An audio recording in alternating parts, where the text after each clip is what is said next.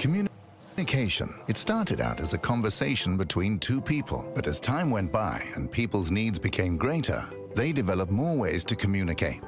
Businesses today need to minimize incomplete connections. Therefore, it is critical that they provide optimal service. Xilinx desktop, mobile and web applications can process everything from normal calls and callbacks to chats, emails, and social media inquiries. Let Xilinx liberate your business.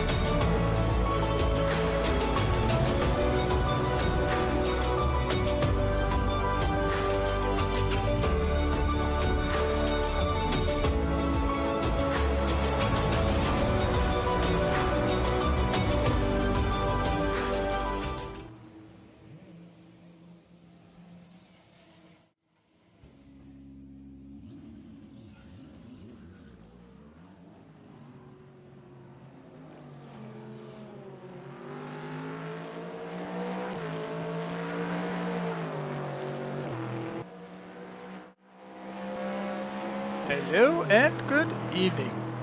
Well then, it's me alone tonight. You can't see me because I've gone invisible. Ta-da! No, I'm at the production machine, fixing a couple of issues, small things that has to do with the volumes and such, just as this one. Check out that it has all the filters on it. I have to use the Jabra headset this time around because I need to be able to move around, so that's why it might sound just a little bit weird. Sorry. Is that compressor, the noise gate? I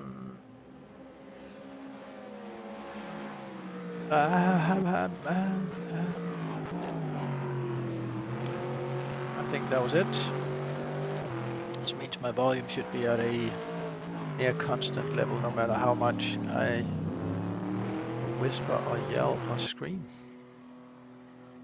So big news today is 2 new cars. Okay, countdown on this practice session isn't really useful at all. Let's get that off. I also saw at the beginning of the commercial break, there was an intro for the 24 hours of Spa race last weekend. That's not right either. So sorry about that. I haven't gotten around to changing that or fixing another view for that. I will need now to my laptop and over to the desk. I think also this computer should run AutoCam, so we should see something else other than the DSR Nightmare car. Yeah, there we go. Oh, AMG. Don't see many of those around these days. That car's sort of living its own quiet life. Well, big news, 2 new cars out. The new, much famed already, the McLaren Senna hypercar. And from a personal perspective, I don't know what to think of it. It's available on the server now, so you can actually, if you bought the package, I believe the cheapest way to get around those is to buy the combined package. Let's not watch Ride Monk in the pits. It's another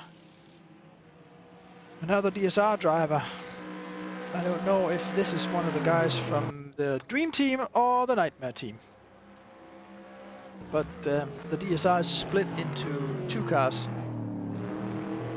One of them is the DSR Nightmare, and the other one is the DSR Dream Team. I guess you can figure out yourself why they carry those names on their teams. Wow, this is hot behind the computer here. That's actually quite disturbing, how hot that was.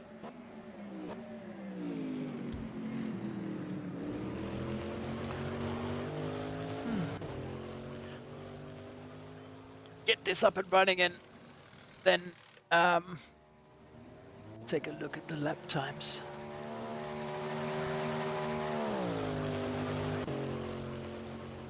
It's a very, very, very, very little tiny hole to get the cords through to this desk. This isn't attached to anything, so why is it so? Why is this cord so short? It's nearly. Oh no.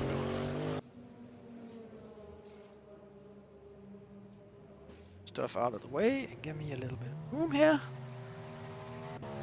A ship. Whatever.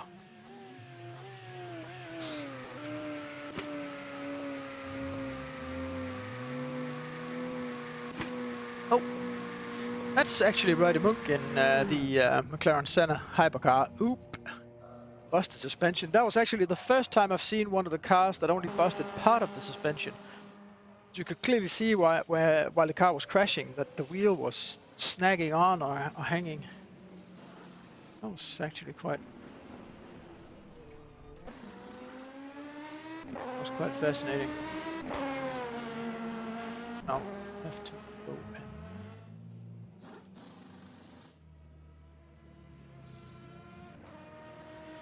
go and check out our own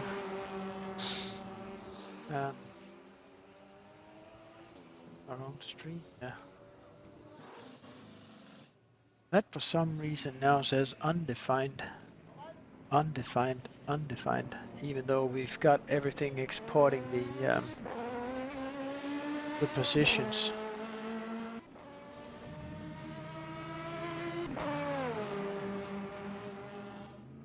It's like it doesn't have the complete positions.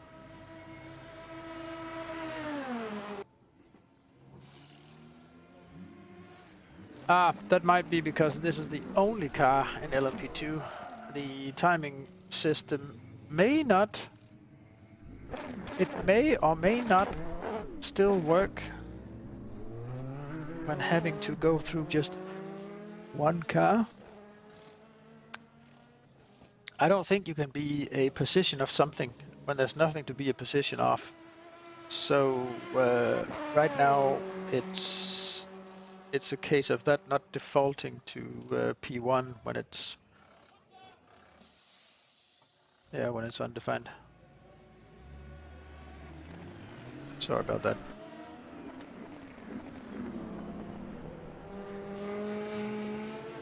He was checking his tires after the spin in the Mulsanne corner.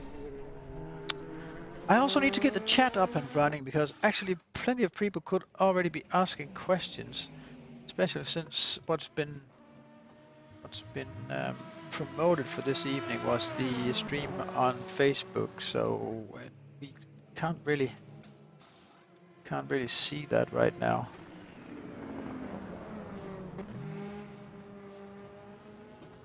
I'm not even sure I have the proper version of that.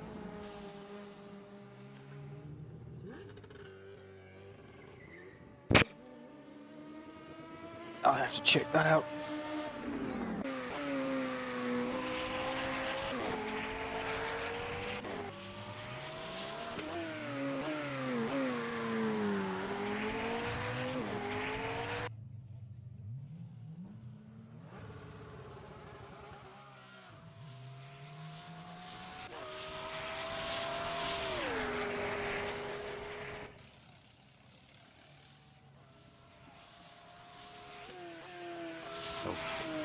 It'll push the chat apparently only to Twitch and YouTube at the moment.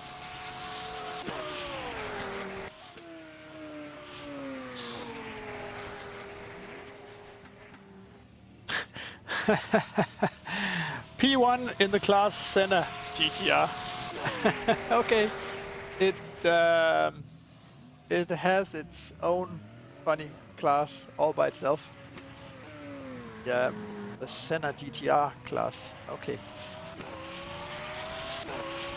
I'm not sure that gets reported on the timing tower, but yeah, we'll see.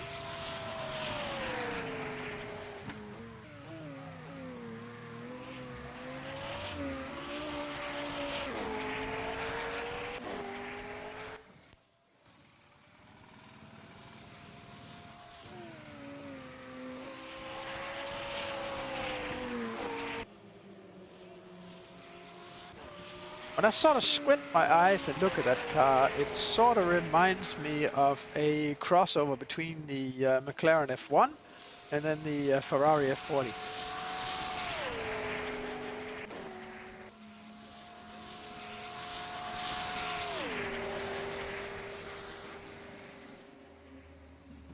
But it's really annoying that we can't get any lap times on the board for that car. I'll try and click a button here and we'll see what happens, but can't guarantee that this one.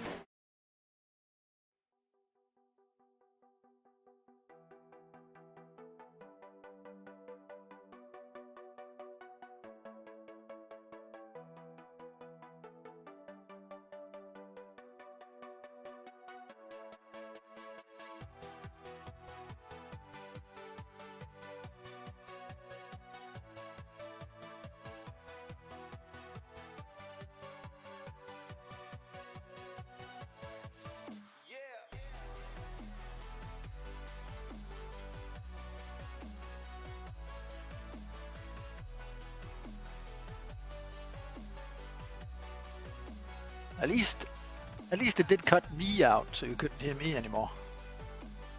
That is at least a thing. No, this one cycles through all the positions as well, and it will only cycle through the 4 classes, so it's actually quite hard for us right now to get the lap time of that McLaren Senna. Of course, I can always cheat my way through it. I'll just go minimize here and see that right about put up a 123.8. Okay, that's not slow, it's not fast either. At least not compared to the LMP1 cars. There's no LMP1 cars on the server tonight.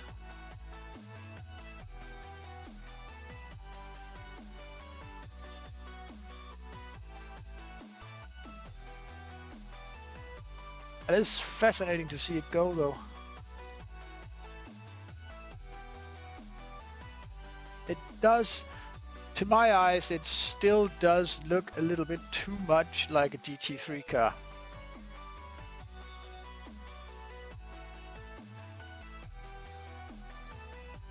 I mean, it does have these huge dive planes at the front. Like, they don't because of the color of the car right now, they don't really show up that much. But if we go on board, that's like real air shovels that it's got there at the front. Okay, well, it goes back to the pits, so now we're not out in the light, can't see. Aero-wise, there is a lot going on at the front of this car. I believe there's even more going on than there is at the, on the LMP1 cars and LMP2 cars. Oh, there, off-track excursion and a little bit of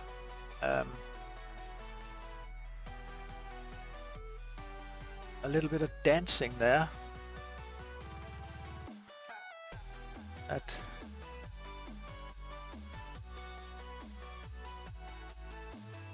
Yeah, I took him straight back to the pits watching Roy again.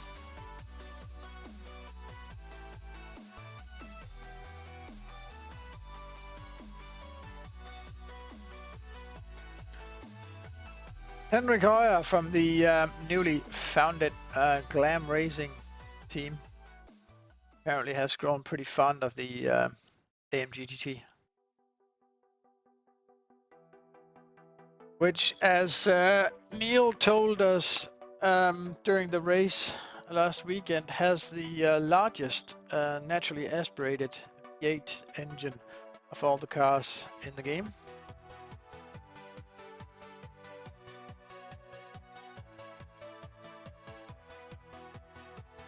Oh, more people joining, I feel.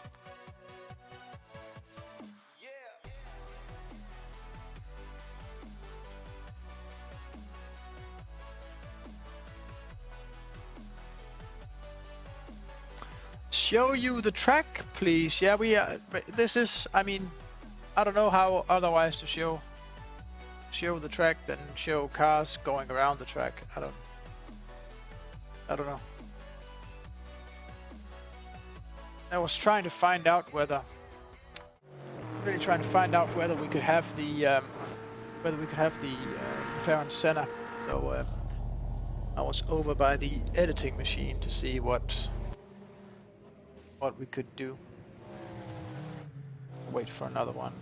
There must be other people joining in that car, but now there's no car on, there's really no point in trying to edit that.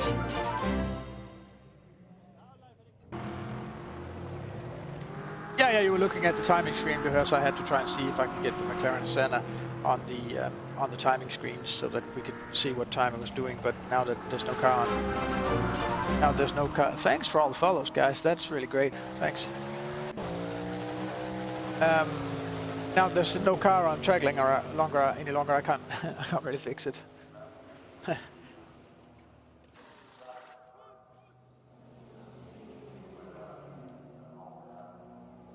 So we'll have to wait. Oh, Ryder Monk is back in the car. I'll actually try and see if I can fix it with the. I'll try and find some other way of getting the timing than pushing it in you guys, in the faces of you guys.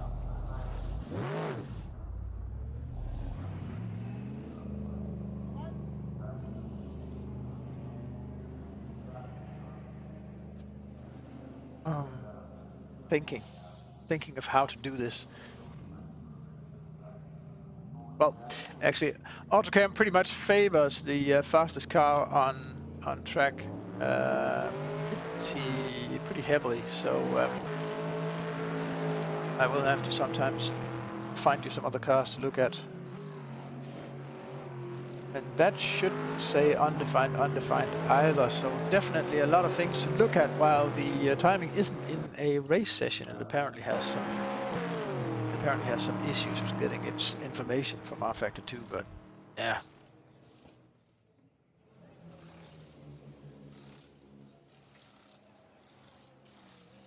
Nothing we can't work around.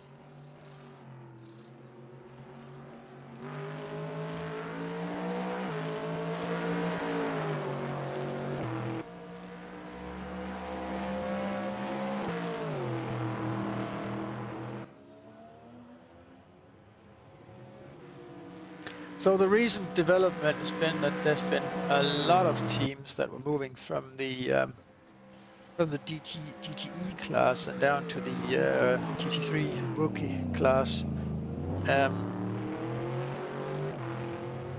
a lot of people have been talking about the GTE cars being BOP'd, so that the GT3s now are actually faster than the GTEs. I haven't tested the cars, so I can't say anything about that. I don't know, but at least that's what people have been saying.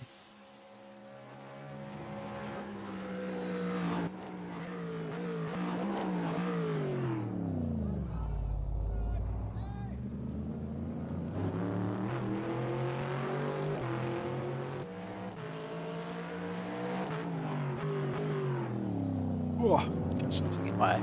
I think actually that the guys from the ID SimSport team, they were originally signed up for GTE. I think they've moved to GT3 as well.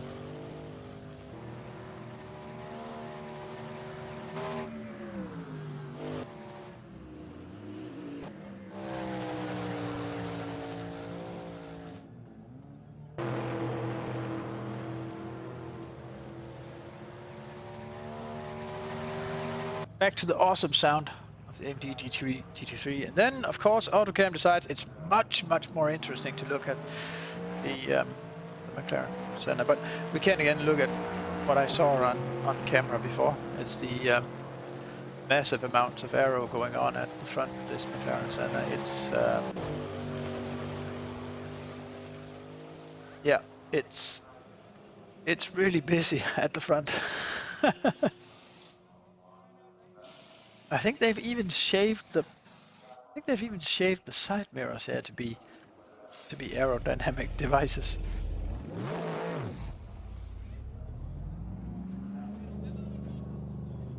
Extra extension here on the bottom of the car on each side. Brake cooling duct at the bottom, engine cooling at the top of the rear there. A little bit extra engine intake scoop at the top.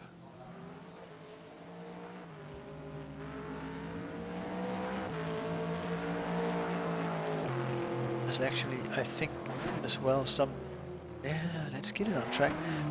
At the back, right there, at the bottom of the rear windshield, there's actually, I think, some more cooling channels going on. That might be some kind of oil coolers or something. Putting at the back there. Then a lot of aero going on the top of the rear wheels here as well. Looks like they are trying to channel the pressure from the wheel wells to get that down and going behind underneath the rear spoiler. Speed up the airflow of air going under the rear wing. And I can tell you that rear wing is massive. That's the size of a barn door. It's really big.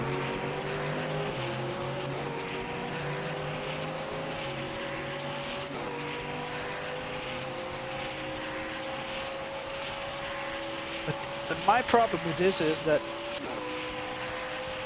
it's not, I don't have anything against the handling or anything other than that. I don't really mind about it. It's the way the car looks, and that it just looks like a regular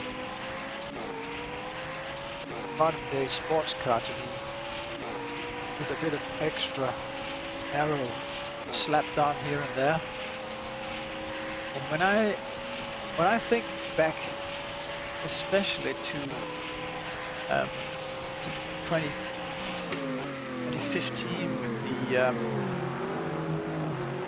was it 2016, the battles between the Porsche 919 and the Audi R18.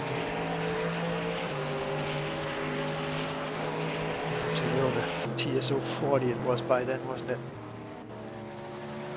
They just looked like complete and utter spaceships compared to that car.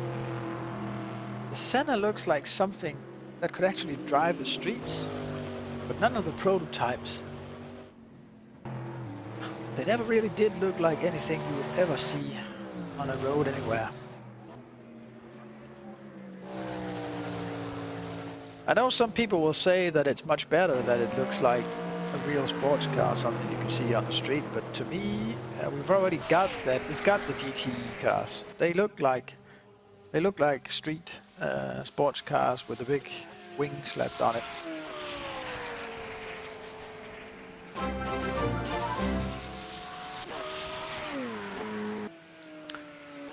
Thanks for the follow. Wait. Svandyr. Svandyr. Svandyr. Well, anyways, thanks for the follow.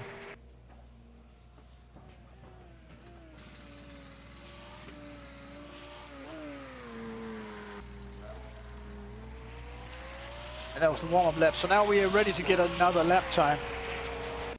I can see the lap time down at the bottom of the screen, but the way it's set up right now, I'm sorry, but you can't see it.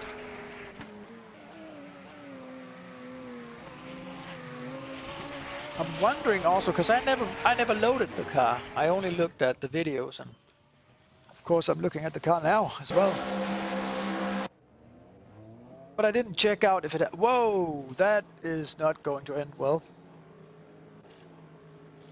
That big fat Corvette ass will get into vibrations like my mother at a Zumba class. Yeah, it all ended in tears.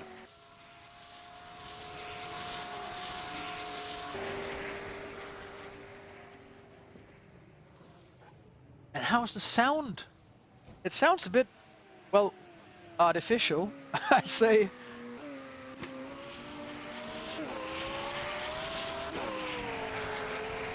It actually does have some grunt to it. Not completely dead sound. Actually sounds good.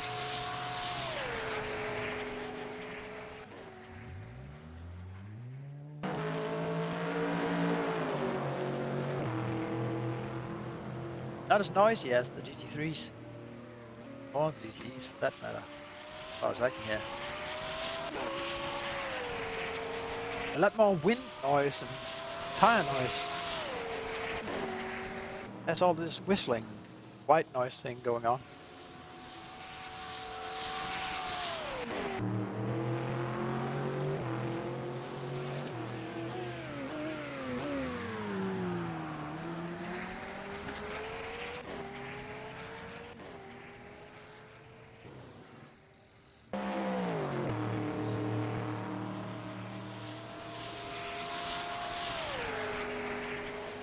I am excited for the time. Just past 2 minutes 10 now.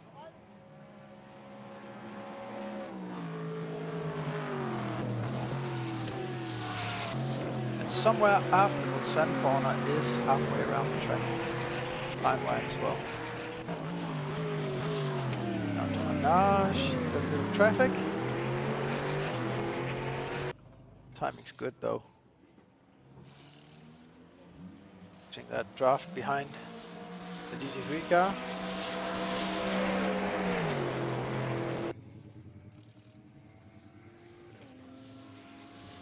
Down towards Porsche, curves, round and up. To the left, Sean to the right.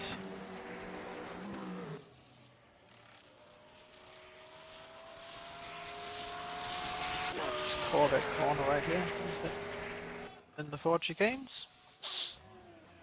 3, 13, 14, 15, 16, 17, 18, 19, 20. 21, 22, and another 23. Something. Low 23. Yeah, 323 something, but I don't think Roy is that used to the car yet, so he might go even faster.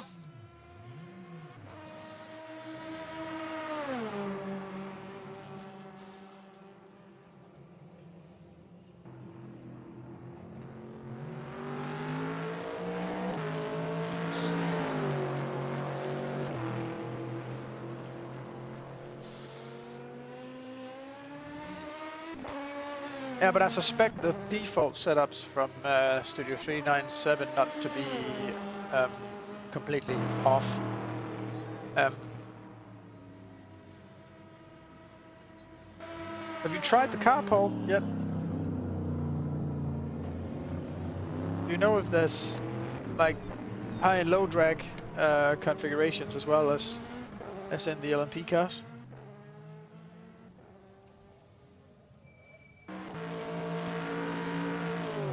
Aero-wise, it definitely looks like it's nowhere near low drag with all the dive planes and everything attached at the front.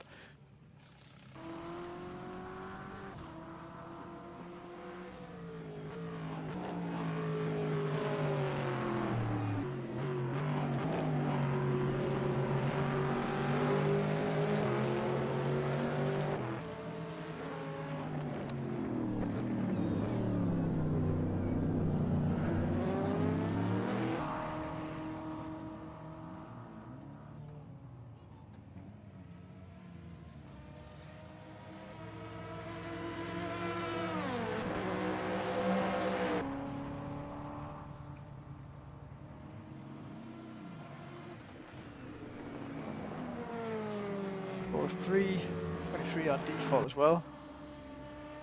Things lower the downforce. Yeah.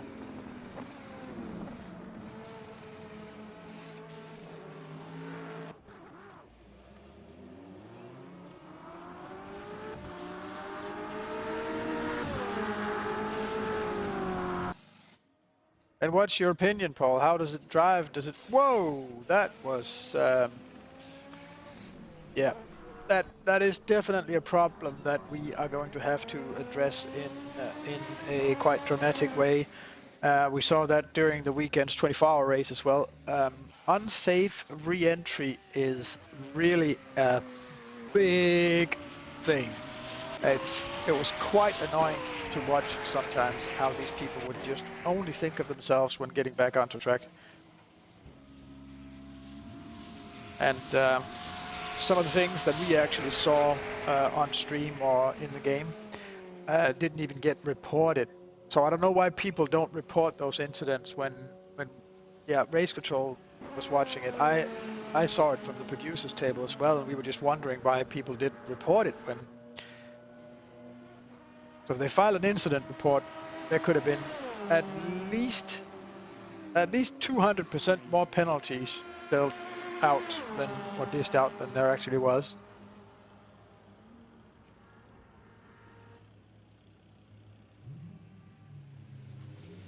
Yeah. I think the windy noise of all the cars, like that's also a thing with the LMP1 hybrid cars in real life. The wind thing is because simply they have such an efficient burn of the fuel in the engine that it's the exhaust isn't vibrating, or the exhaust air isn't vibrating that hard through the exhaust system, which reduces noise massively. Which is also why the Corvette is as noisy as it is. All of the vibrations coming out through both the exhaust and the intake as well is what vibrates the entire air around the car, because it's an old push rod engine technology. So the valve timing isn't variable to that degree that it would limit that, but some of the more efficient engines, and especially with the fuel efficiency requirements, like the amount of fuel that can be used on one lap in the LMP1 cars, that makes the that makes the that makes the teams and the manufacturers really work hard towards trying to conserve energy and get all of that energy into motion instead of wasted energy through noise and heat. So I think that's a thing that we're going to have to get used to, and I even suspect that like the companies will get better and better and better at this. Yeah, hello to Stick Death 1980 all the way from New Zealand. Thanks for joining, man. Nice to have you. Nice to have you with us.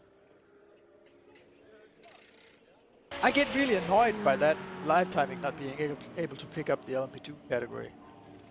That's not that fun.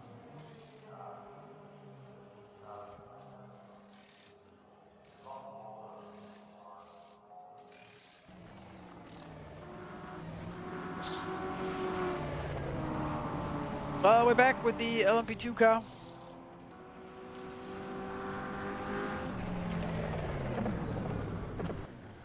Whoa, whoa, whoa, whoa, whoa, whoa, whoa. Unfortunate there.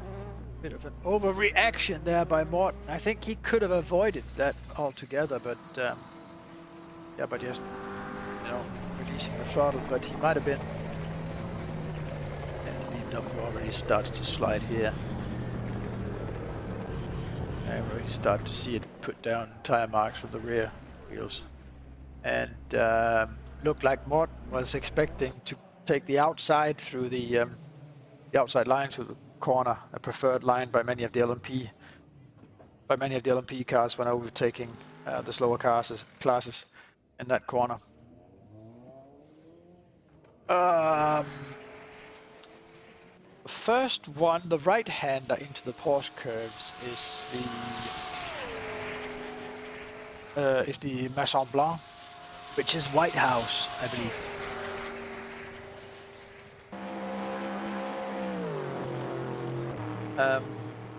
Yeah, thanks. I would love it to have better timing on the replays, but there's still a bit of work on the programming of the auto camera. So it's the slow-mos and the action that it catches around track, like it tries to, if someone's setting a new fastest personal best sector time, it'll change the camera to them. If someone's setting the overall best sector time, it'll change the camera to them. If cars are close on track, it'll change the camera to those cars. And there's different variables and different things that makes it shift the camera to various cars on track. But of course, as long as Roy keeps improving his times here, it might actually be because Roy just did a pretty good first sector, so now it wants to change the camera back to the center.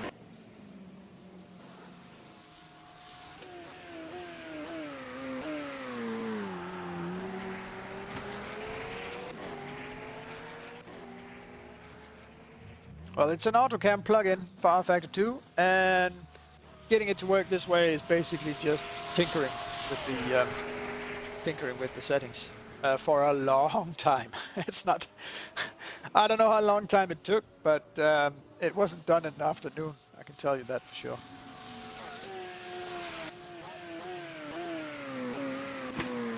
Still, when it's been playing for like a bit of time.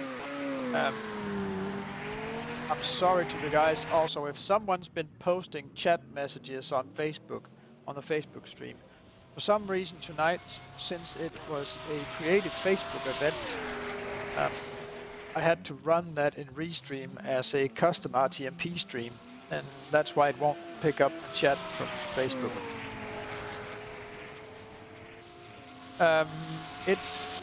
It's a derivative they use on Race Department, I believe, because it's made by some guys that did an rFactor 2 league, I believe, that was called Gentleman's Racing Club or something like that, and it's made by some of those guys. And then I think they sort of released the source code, or at least somebody decompiled it and started messing around with it, because it can do more now than it could originally.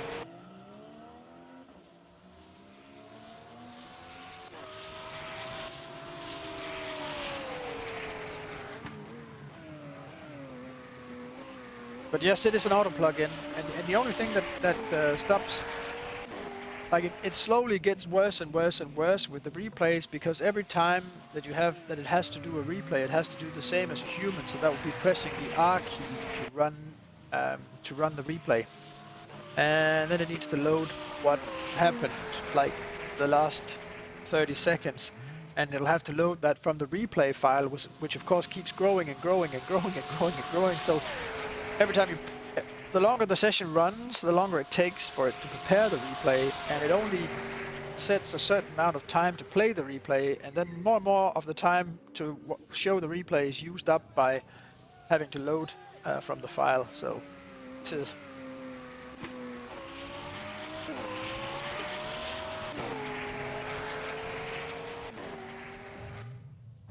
and this is not a slow computer. I can tell you that for sure. It's running the whole game from one of those, it's called M2 solid state disks. But it doesn't matter. I think it's processor-wise, the server or machine, the game machine has to run through something and do something with the file while it's loading as well. So yeah.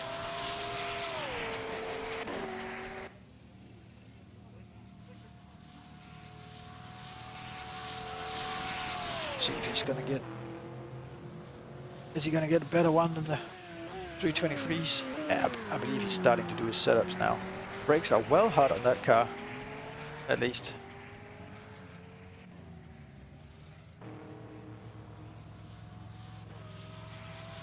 But it's funny that it's got its own class. It's got the Senna GTR class. I didn't expect that.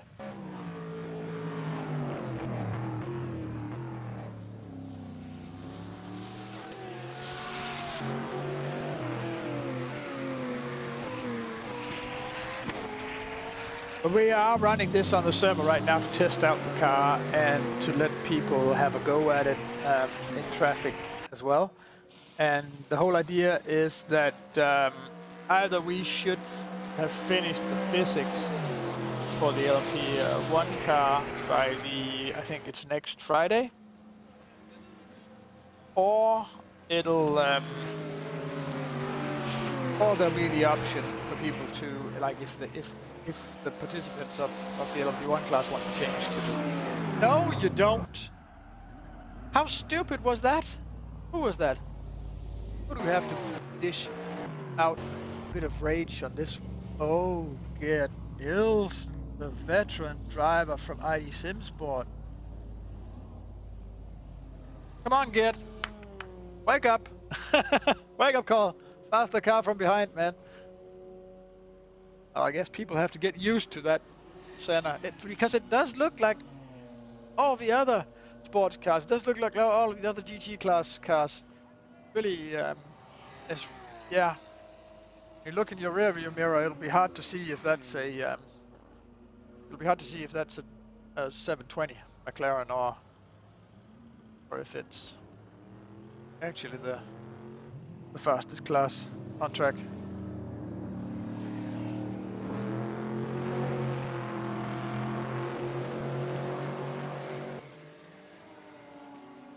That depends, Jonathan, on what kind of announcements you want to hear. If there's any special messages you want to hear, you have to be a little bit more specific. I think we've already had a lot of announcements concerning the event. But since you're asking for more, I guess it's not really been on the topic that you wanted to hear.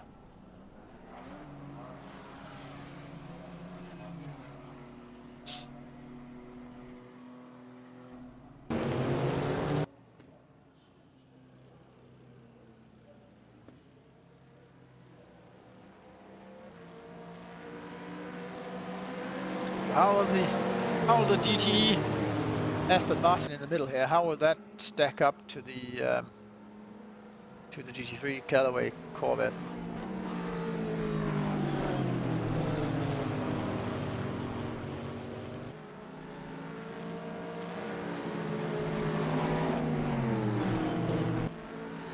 Doesn't look like he has actually the GT3 AMG GT went inside. It doesn't look like he has the easiest of times trying to battle it out with these GT3 cars.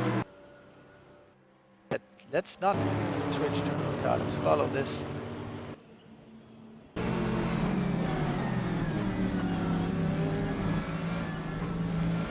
Go proper on board. Henrik Høyer here.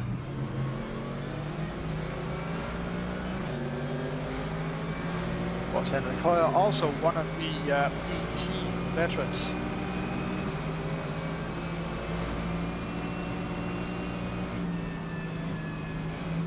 Well, he definitely knows the Le Mans track by now.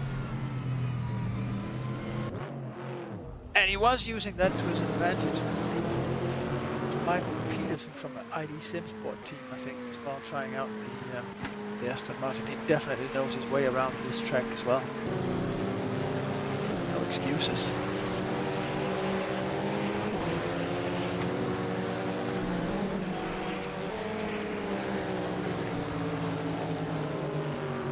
Let's get on board with the Aston Martin and check out the top speed.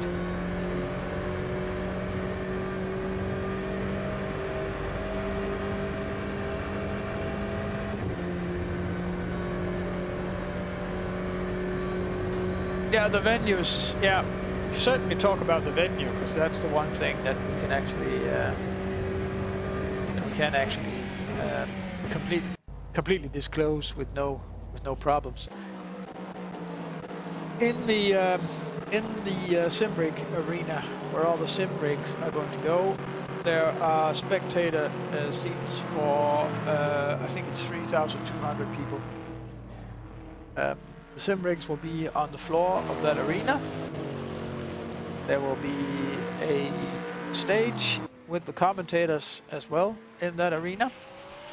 There will be a sound arrangement that'll make it so that most of the sound from the other cars and the commentary and everything will go towards the spectator stands, so the drivers won't get annoyed by that. There will be some kind of dimmed light with a little bit of black light mixed into it, because black light's nice when you're looking at your steering wheel. Then if you got either stickers or markers with the text for your different buttons, it'll light up in if it's either in white text or in a color that will reflect the yellow or white will reflect the backlight a bit. That's what we're going for. Then a bit of effect lights that'll go up onto the ceiling so that it doesn't bother the drivers. Of course, there will be some noise from spectators talking, and there's going to be the sound of the commentators as well. The broadcasting company that might be broadcasting with their own crew from the event will have their sort of studio and setup in that arena as well.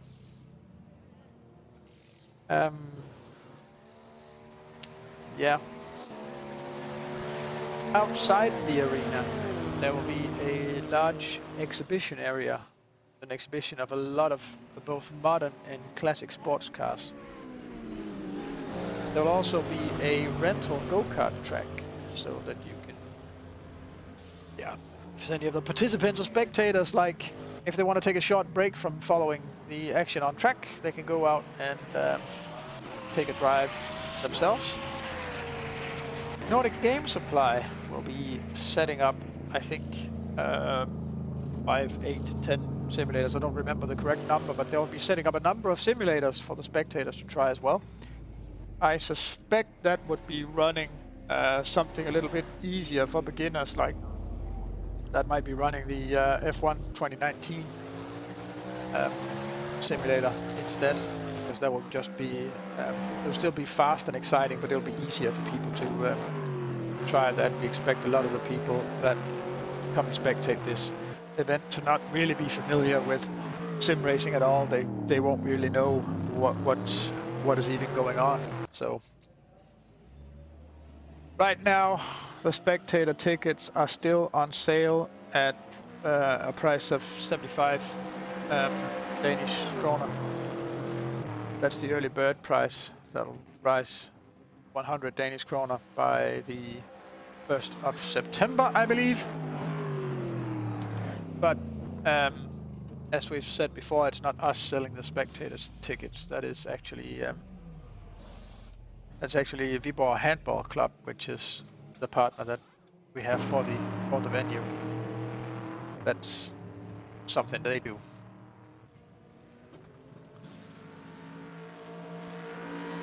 There is an entire second arena behind the Simrig arena, which is actually the floor is a bit larger than the main arena, and we've put all of the teams bid tents and all the exhibition tents as well from the various companies. We've put them into that arena.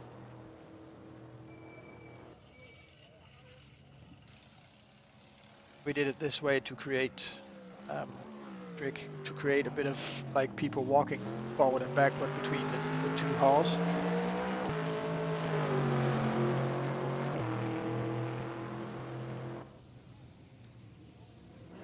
Then, oops, my sound cutting out now?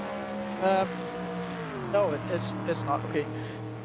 Then there's the entire VIP solution as well.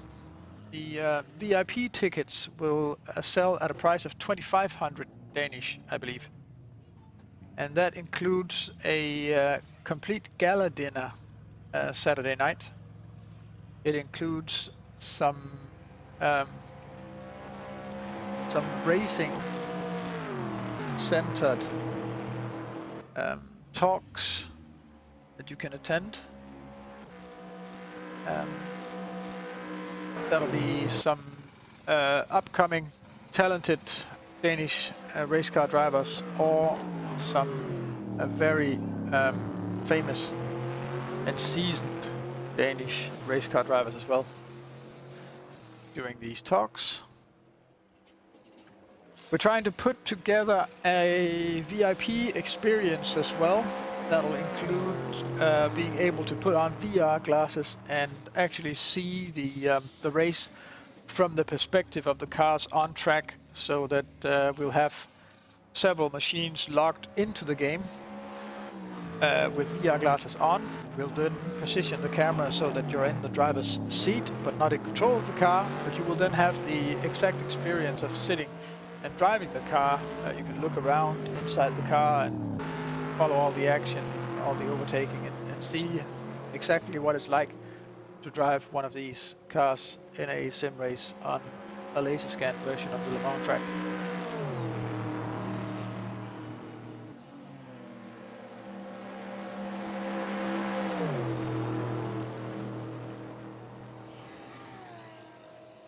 Right now we are working on piecing together an opening ceremony, but I can't disclose what that will contain or what will be in that opening ceremony. But yeah, you will see.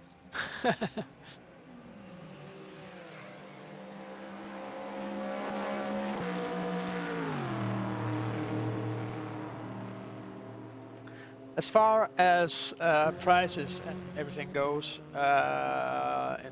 everything in that order, nothing has really matured that's in a state that it can be disclosed at the moment, and that goes for a lot of other things. Like all the details that I have told you now does cover about 20% of what's going on. So there's a lot of other stuff going on.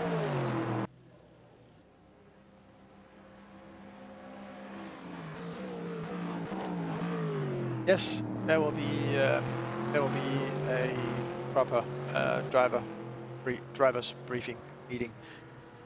There will actually also be a separate press lounge for all of the journalists that have shown interest and want to come and cover the event. So that's a new thing for us as well.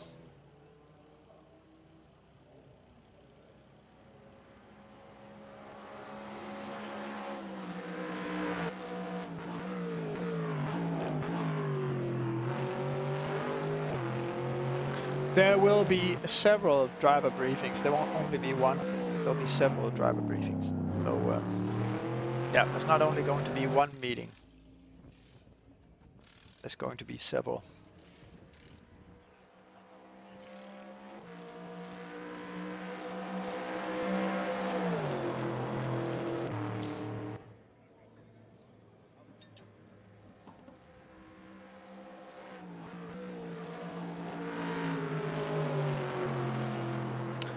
And actually, while we are on it, the VIP ticket won't only cover like the extra food and gala lunch, gala event, and all the talks. There'll also be a separate VIP lounge with some extra options for the VIPs. All of this VIP event stuff is hosted by Viborg Handball Club.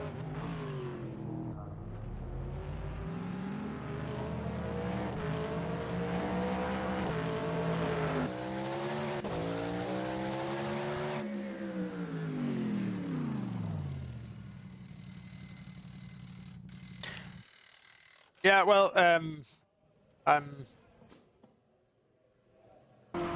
it's a little bit annoying to have to say, but I don't that like driver wise and from the driver and team's perspective, I have a hard time. Like now, I've heard several stories and stuff like that from teams and everyone. I think we'll have a hard time doing something worse than last year, because at least in my opinion. Now, I haven't been able to talk about this since I really didn't want to rant out the people that were actually responsible for all of that stuff. And I didn't really want to create any kind of, like, yeah, it could have ended in a, if I started talking about that stuff before we got, like, cleaned up in the company, that could have ended in disaster for everyone. So, yeah, I took the rant. I took a lot of beating for things that happened last year, because the guys that were actually responsible weren't even available for you guys to talk to. They simply did just hide away.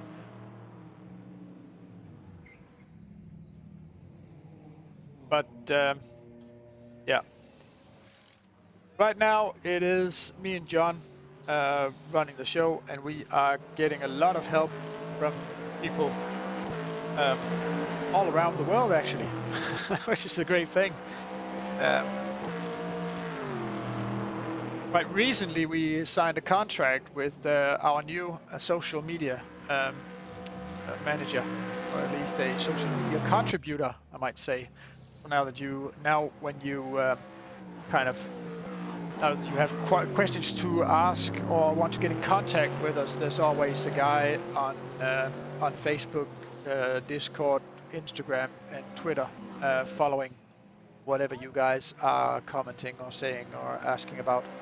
So he's kind of answering as much as he can by himself. And then if there's something that he can't answer, he will get in direct contact with us. Because right now it is like trying to produce content and doing anything other than these Friday night live streams is actually really, really taxing time-wise, and especially sitting down and writing and answering people in writing is, to me at least, it takes a lot more time than it does to do these kind of live videos and live stuff. So like having these sessions where people can come in the chat and ask us questions is just massively much easier. And I'm very, very sorry that we don't have the Facebook chat on, because I can see from the numbers here that we have quite a lot of people watching on Facebook, actually more than on Twitch and YouTube, I think. And I can't see any of their questions. That's quite a bad thing. I'm really sorry about that. But answering those questions and everything in text is, yeah, it's really taxing. So the fact that we've got someone now that's willing to help us, he will be presented in a proper manner shortly. Actually, I think I should have received a message from him so that we can disclose this properly. I'll try and open Facebook as well by myself so that I can see the stream. So I've got a message already that might be from him as well. Listen, while I'm doing this, it's about high time that we shift to a bit of a word from our sponsors. So let's take a commercial break, and Nick is writing me to say that it's still saying some kind of Nürburgring information behind the stream, but it's also posting the stream. Yeah, it might be. I don't have the faintest idea of where that's coming from, but I'll take a look at it. In 3 minutes, I'll be back. Enjoy a word from our sponsors. They are the guys that are making all of this possible. So, here we go.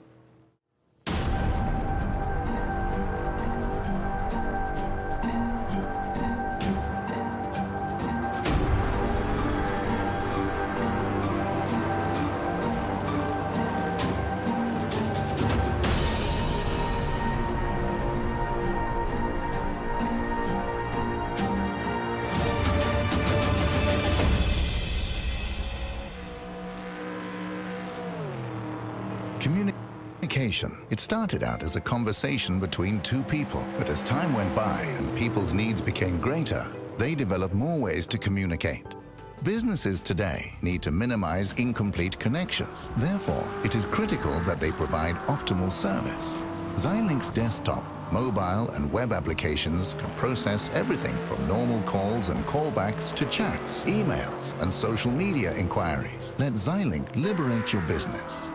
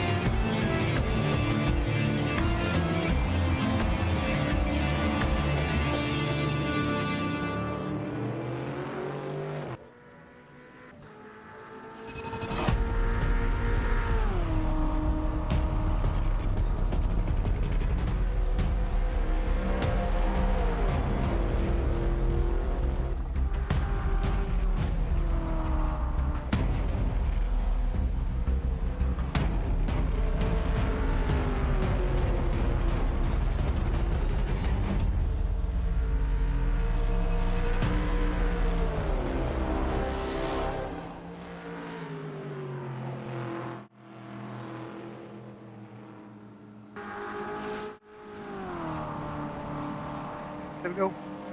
I'm invisible again. Look at me. No, you can't. Because you can't see me. Haha. Okay. That's getting really old now. Sorry about that. I just had to check some information on the computers that we're running. Yeah, so you're gonna have to forgive me because I was trying to make the track map run, but it doesn't really seem that it really wants to run. And that might mean that I'm gonna have to do something ugly. Something ugly on stream, man. I could make it less ugly, but yeah. I must say, I'm at a point now where I really don't care that much. Let's make it ugly on screen. No, I can't. Ah! How to connect to this machine? What's the local? 159 is the local. And the ugliness. So 159? It is 192.168.1.159. Connect. Connected. Then, for reasons unknown, it seems like the Simitos board thingy, a ding-a-dong, won't actually come live until you've pressed race, and then it comes live. So now I'm in a safety car on track. And it seems like it's actually recording because it's at 717 RPM now. That means if I go over here and press the track view, I should get a live track view here behind me. That'll slowly start to update. So if I press escape again now, and this of course means that AutoCam is broken.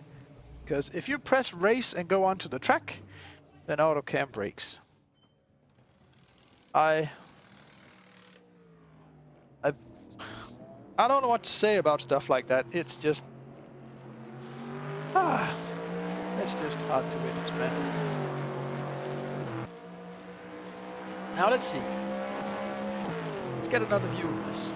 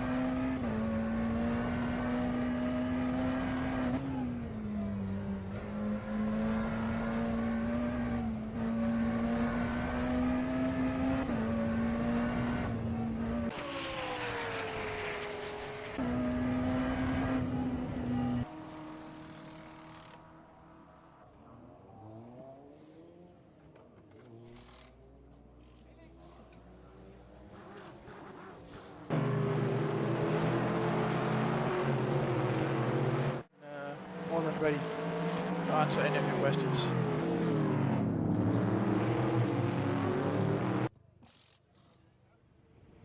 I want to try out some of the other different views. See if we can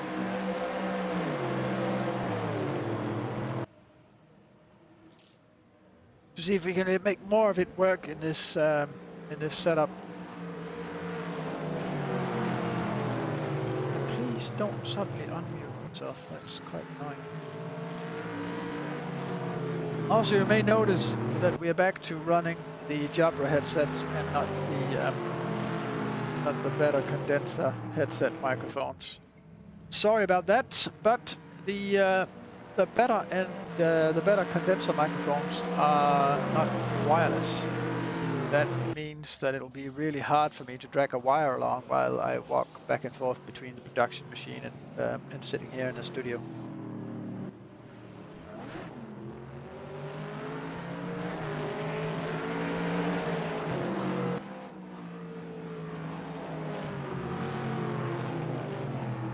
But timing-wise, what are we down to? The Senna GTR24h is our nightmare fastest of the GT3 cars, 357.2. ID Sim Sport, some guy named Lut with a 401.7. I believe the GT cars last year did 353s, 352s, the fast ones of them. Still a lot faster than the GTEs, or the GT3s, but the GT3s now capable of doing 357s. I don't remember exactly, but I don't think they were that fast last year. So the GT3 cars, I'm willing to bet they are much faster now than they were last year. Can I just expand this a bit? Trying to run over.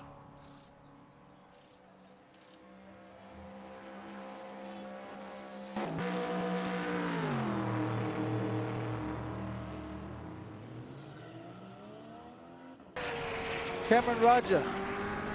Yeah, Australian W1 drivers from last weekend. Now, also in the Senna GTR. Hasn't put a lap up yet. What color does it assign the Senna GTR right now? It assigns it a blue color on my track map. Okay. Jesper Sundström parked in the first chicane on the Lausanne Straight. I believe those chicanes are changing names all the time. That's actually quite annoying because I know them as the first one I know as the PlayStation chicane, and the second one I know as the Michelin chicane. But I think that's been the Forza chicane and the Forza first Forza chicane and the second Forza chicane. It's also at some point I believe been the Gran Turismo chicane. I believe whoever buys the name of those chicanes gets their names on them.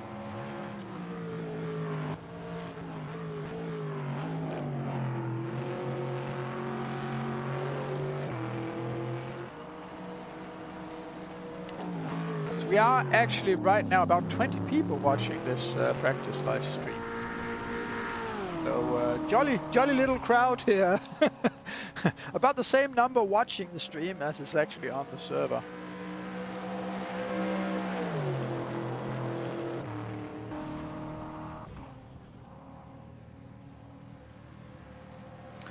This goes out on Facebook, Twitch, YouTube.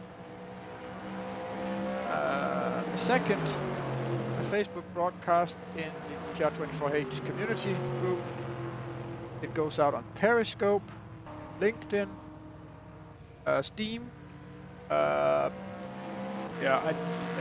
a lot of, like, Restream has a huge list of places that this goes.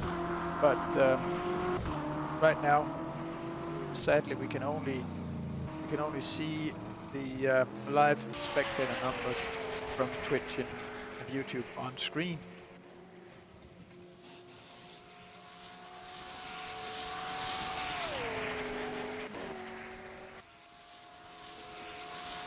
Let's go and see how fast that is. 320, 30, 1, 2, 3, 4, 5. Yeah, okay. It does have quite a punch to the top speed.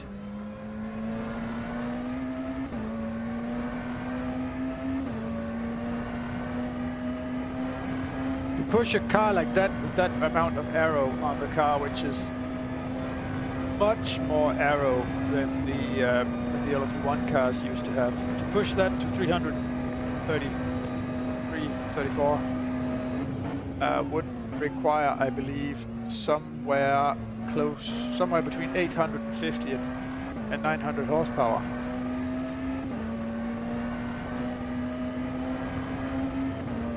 Of course, I also believe that in real life, if this Senna hypercar is ever produced, that would actually be a hyper or hybrid car as well. I don't believe that the hypercar version of this will be combustion engine only.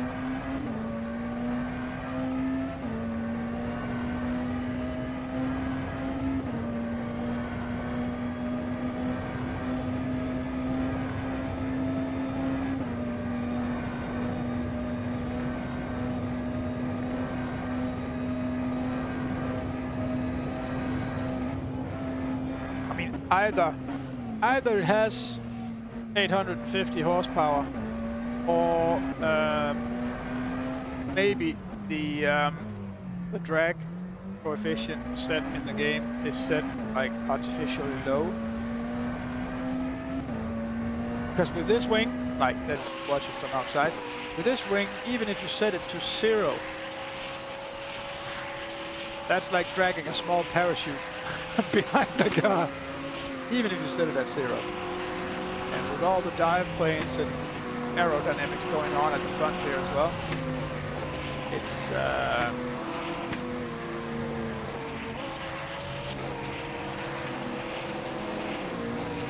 I believe this has about the same aerodynamic resistance-wise, it has the same drag coefficient as maybe a Ford Transit van, or maybe a Ford Transit van is actually better than this. Because this is obviously has a lot of tinkering going on it that tries to make that as much of that air resistance into downforce as possible. And that doesn't come for free.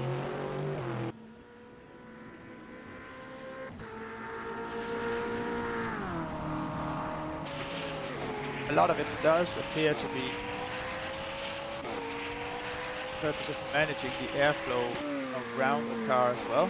There's at least some, like the tiny little flaps here down at the front. I don't know if you can see that. At the bottom of the splitter, on each side are 3 little flaps, and there's a bend downwards. Where did it go?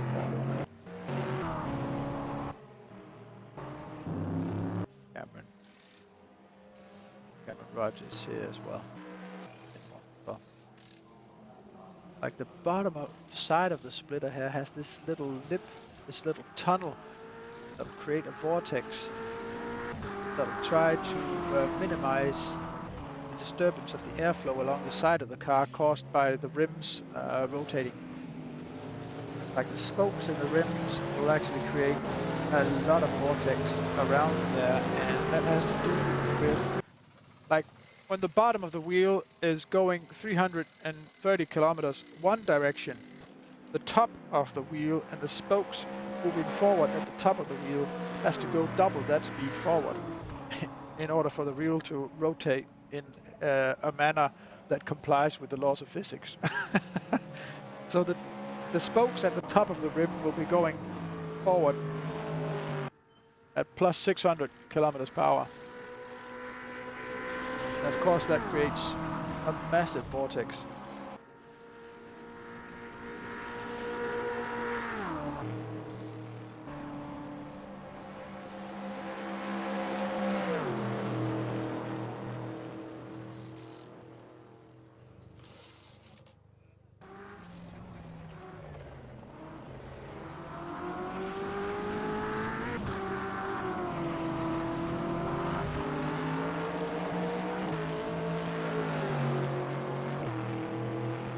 Now, I don't know if you wondered about it. I've certainly thought about it, why the sort of stone chips that you get in your windshield on the highway, why those are sometimes almost like gunshots. And that is, of course, because the stones don't come from cars in your lane. Those come.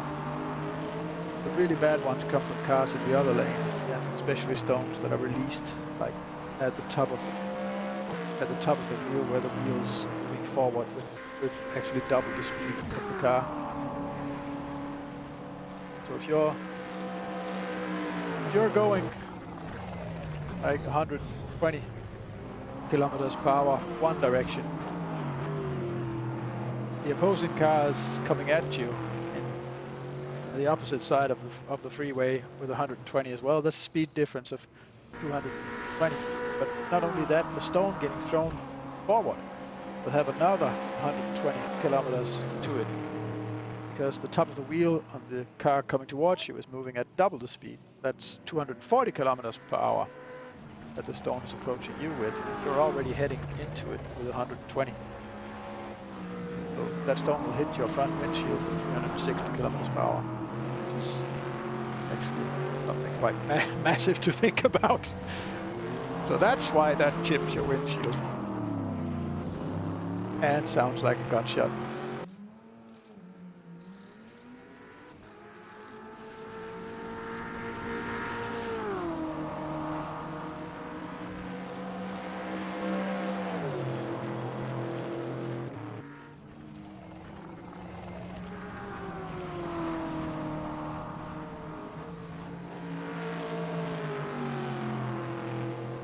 Man, I hope that Senna GTR is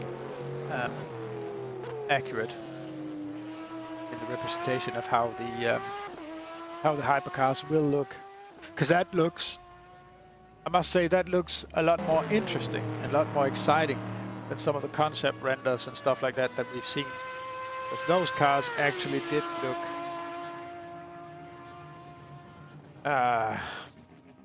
they did look a bit boring, I must say, to me at least. I don't know about you guys. Hey, we got another follower. I can't see who it was yet before it comes up on the screen. Check it out.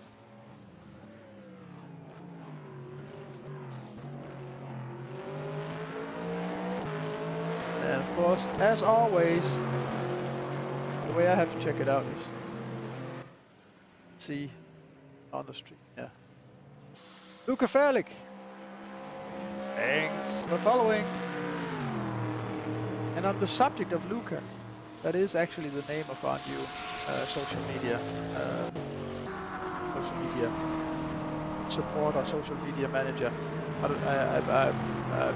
Yeah. He doesn't have a job title at the moment, actually. But he will be taking care of and looking to our social media platforms, and he'll be asking or answering your questions to the best of his ability. And he's doing some posts with images and stuff like that. One of those actually should be on our Instagram profile already. I know it was always also put up on Facebook and Twitter as well. And I'm sorry for it only being me here. Boring old me. Yeah, but I was the only one having time this Friday. Next Friday, I believe, will be a bit different. I believe Neil and Nick will at least be with me, or I won't be there, but Neil and Nick might be there. I am going to. I'm actually going to Dubai to do some work, so I'll be far away, and I don't even know with their internet policy down there. I don't even know if I will be able to remote desktop the streaming machine and start the stream at all. So I won't promise you that there actually will be a stream next Friday, but we'll do our best.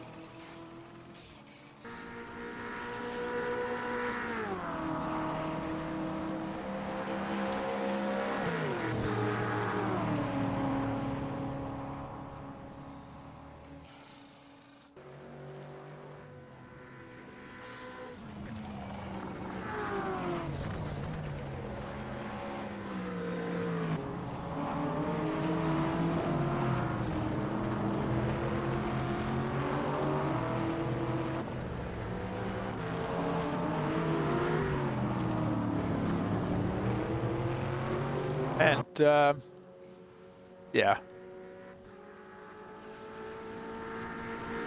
I think we owe you guys an explanation as well on this, actually, on the whole situation of the event last year. And I don't know if this is a good time, and I don't know if there will ever be a good time to explain why things went down the way they did last year. But I won't mention any other names than John and I. But I will say that it was agreed before the event that the only thing John was supposed to do was handle the VIPs that we had coming in, because maybe the teams and other people might not have noticed, but we did have a few journalists and a few other VIPs from different companies coming by to like check out the event and see what it was and what it is that we're doing. And that was it for John. That was what he was supposed to do the entire weekend. It was also agreed that the only thing I had to do was to make sure that all the content on the stream was running and up and running. That was the agreement. That was the full extent of what I was supposed to do. Both John and I had a bit of work, like helping to prepare for the event with setting up power cables and And John had a bit to do with helping with setting up the network, but he didn't really spend that much time on it. Yeah, we see a lot of people with a lot of frustrated and angry accusations, and it's been coming my way for a long time, and I know that it seemed like I was the one running the show. I know it seemed like I was the responsible guy for all this, and that I was responsible for all the problems. But there were actually a different guy who was responsible for planning and organizing the entire thing. But I just want to clear up that if anyone had any bad feelings towards John and I on the subject, like how it was done, how the driver briefing was done, how informed, how race control was run, how everything else was run. We know it has to be better.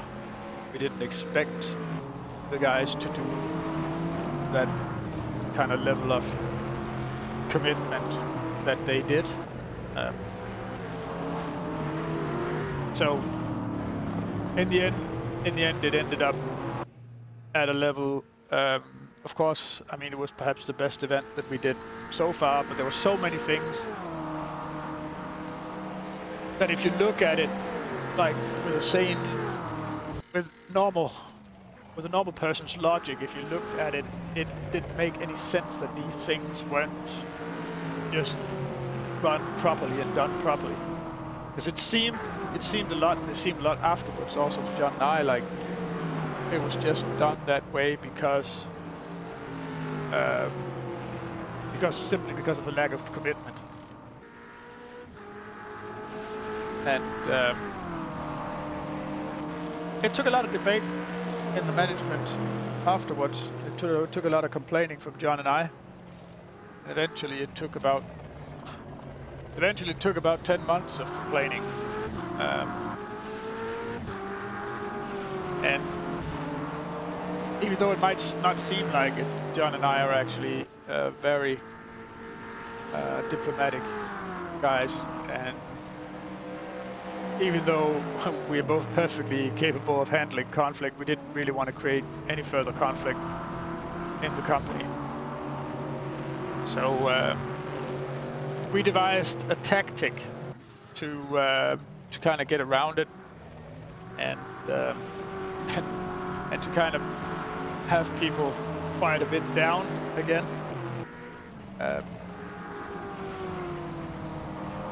Yeah, and it worked. And we started just slowly, just keeping up, doing our part of the agreement, like what was our different areas of responsibility. We just kept on doing that. And when you do that, it sort of automatically creates pressure for the other guys to follow. And we started agreeing that if any of the other guys didn't do their jobs properly, it would simply just it would simply just become a matter of having to tell publicly, disclose who it was that wasn't doing their job, and that it wouldn't work.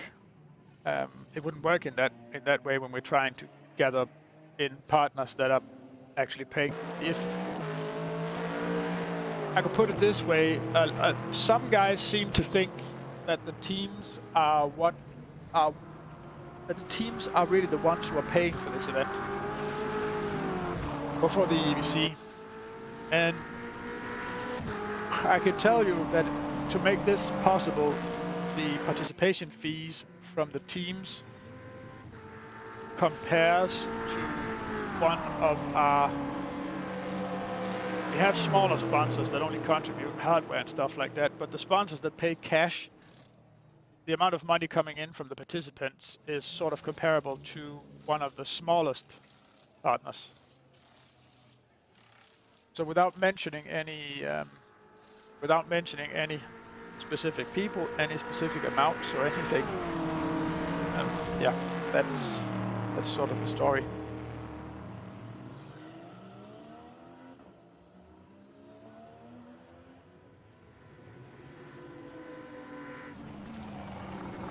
But you can most certainly expect there to be people involved this year that are a lot more, a lot more committed, and people that really want to see this work, and that aren't simply here because they at some point in their lives thought it was fun to have a little cozy LAN party somewhere.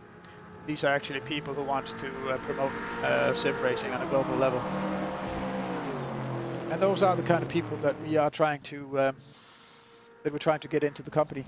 And on that note, we're still looking for a web developer. And more specifically, we're looking for a web developer that does have good PHP and JavaScript skills, as well as being able to do some Angular stuff. A lot of what we already have is written in JavaScript and jQuery, some old Angular stuff mixed in there from the Simitils software. Also, a lot of people, on that note with the timing and everything, a lot of people seem to think that we run our own timing. That's actually not the case. We are simply using Simitils as an interface between the in-game rFactor 2 timing and sort of a web layout that we can use as overlays on the live stream. So what you're seeing in the timing page, like if you go to timing.gtr24h.org, that is timing information coming directly from in the game. So the laps, the lap times, fastest lap sector times, whatever you got in there, are actually directly relayed information directly from in the game. And right now it's actually this computer that I'm sitting watching here. This is the one that's relaying that information to Simitils, and we then take it from Simitils and create these web overlays on the live stream. It's sort of a lot of back and forth. And anyway, it works, and it gives us the possibility of making it look and do basically whatever we want.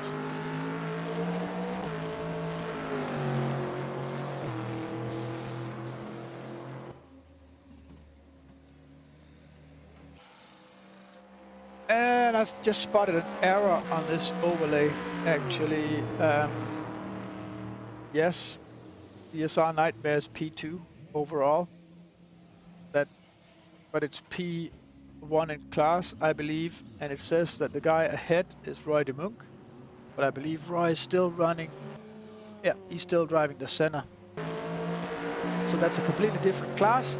So if you wanted the overlays here, there's a small correction here. It needs to get the positions from only the cars in class. And it needs to not look at the other car, like if it's sort of mixed speed. Oh, car disappearing into the track. But like a bit of network slowdown issue. This should actually say that the DSR Nightmare car right now is the leader.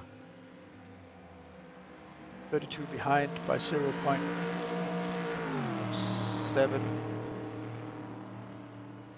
Something is the position of the car on track, which during practice sessions should not be the positions but the intervals.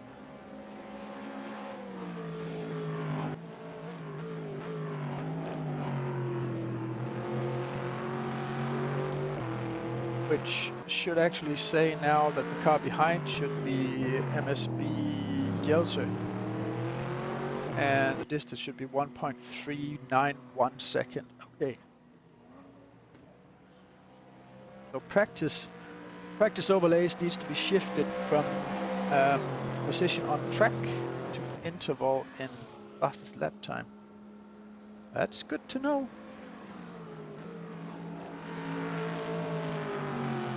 as long as it's only different types of information that needs to be shown instead of just completely different information from somewhere entirely different. That's quite a lot harder to get brand new information into an overlay. It's much easier to just change information that's available.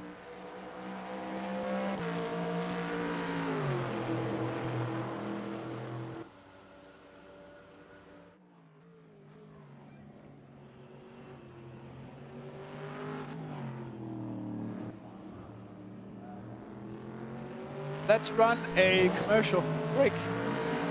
And before I do that, I want to adjust something. I want to adjust what view the camera or broadcast returns to when it's done. When it's done running the commercials. Means that I have to edit a little bit.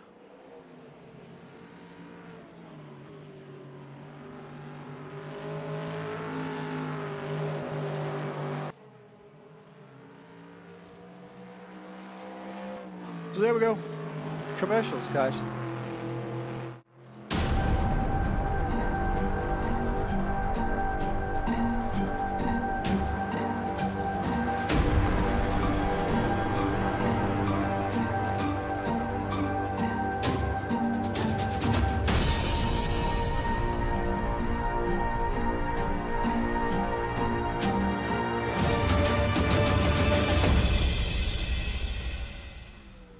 Communication. It started out as a conversation between two people, but as time went by and people's needs became greater, they developed more ways to communicate. Businesses today need to minimize incomplete connections. Therefore, it is critical that they provide optimal service.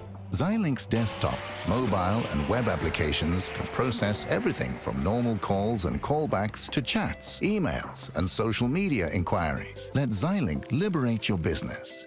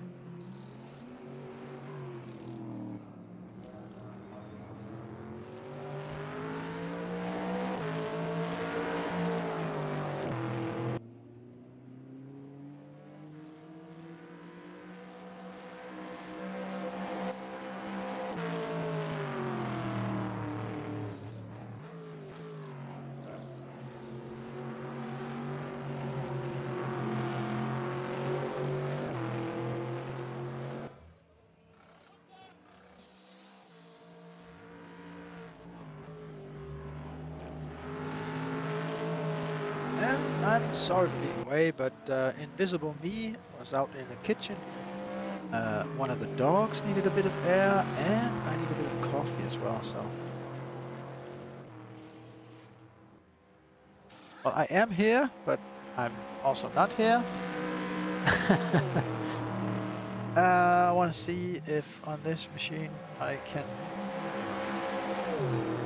Okay, so ready.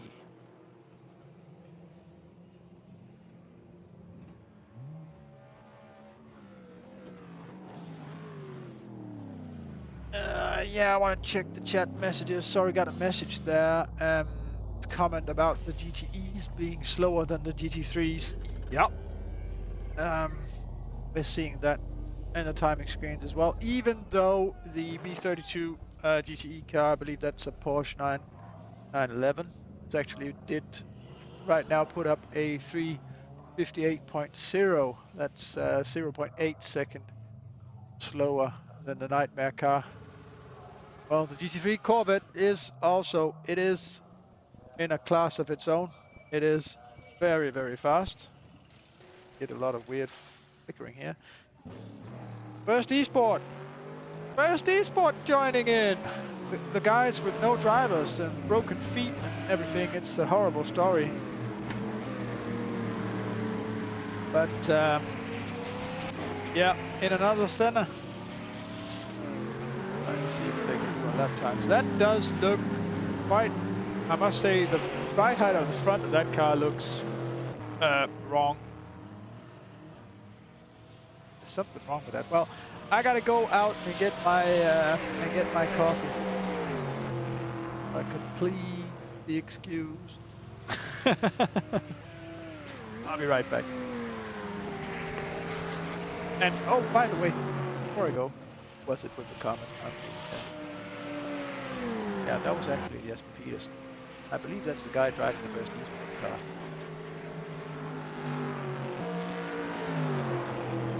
Yes, there will. They need to. He says they need to work on the setup. The car is that slow. Oh, bit of waving there. Better not do that. I believe that's Jesper Peterson, first Esport car. Bailing out on the last. Jesper, come on, concentrate. I know you can do it. Well, coffee.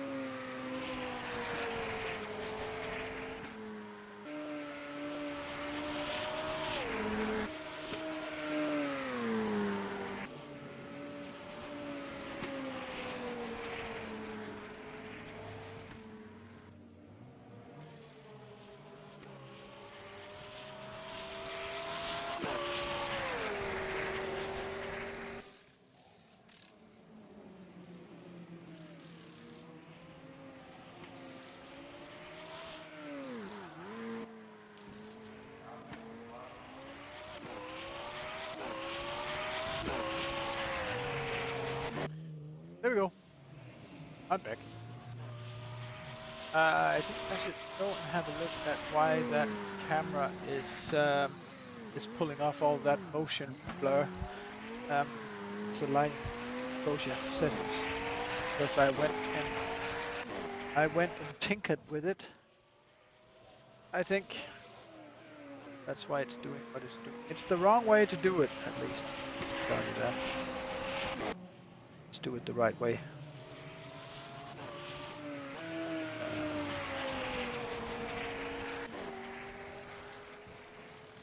It needs to be set on audio.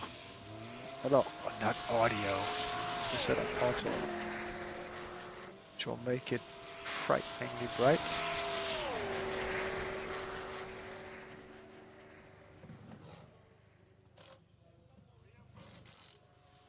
But right, put it down. Add in a slight bit of, just a little bit of contrast. I think that should actually just a bit of saturation. A little bit.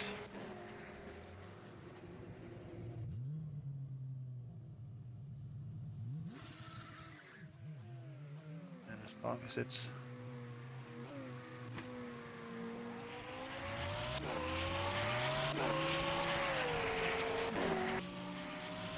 anti-flicker right,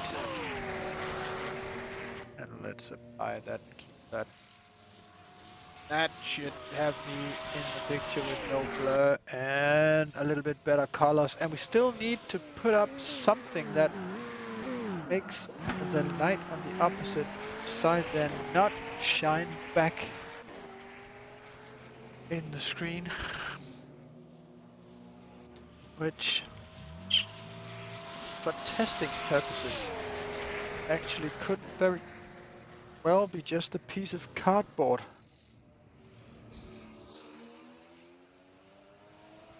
See, when you don't have any money, but have a very particular set of skills that will make studio lighting work very much better, you have to, of course, use whatever's available. So I do. I most definitely do. And now the thing is that usually we have like a 40-inch TV screen, like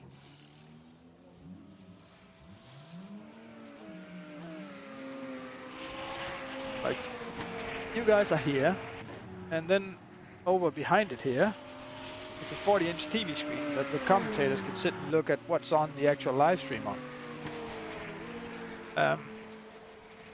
It's not up today. It's not here.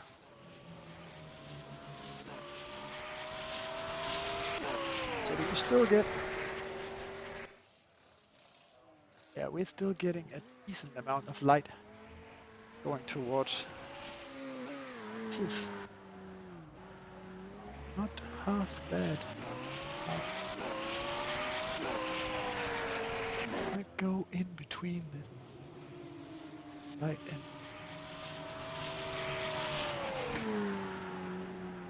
stuck by itself in there, but a bit like that, and then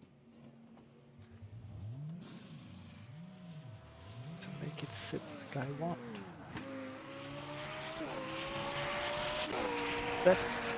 Is that even any better at all? Not to see from. No, that actually doesn't change that much. It really needs to dim down an awful lot to work.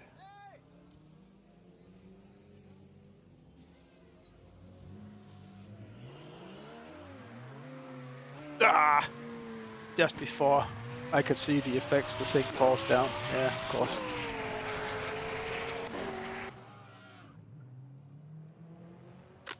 Why wouldn't it? Why wouldn't it? Why cooperate when you can be annoying? Sort of.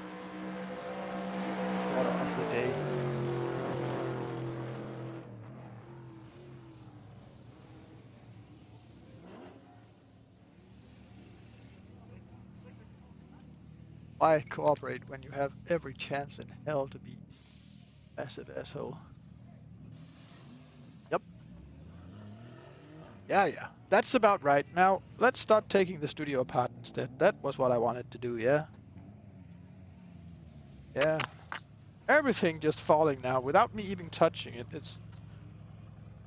I sort of started a chain reaction, I think.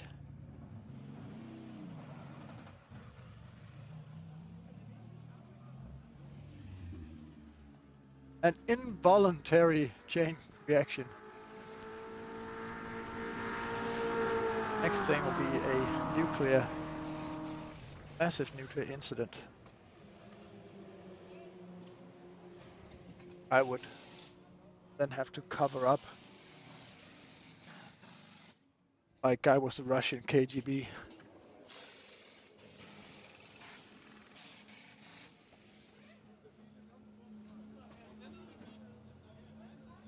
Let's check that out. I don't know if it's better. Little bit better, I think. It's good enough for now. It's good enough for now. As long as we don't have proper lighting, we'll have to make do with whatever. Yeah. Still getting a good amount of light on this chair. Yep.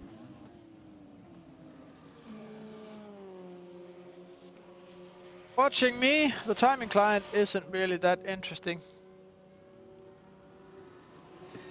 32 Racing, that must be only one of the B32 Racing Porsches, so they must have number one, question mark. 32 number 3 in a McLaren, that's a 720, isn't it? Yes, I believe it is. With a weird yellow tone to the lacquer on that car. What is that?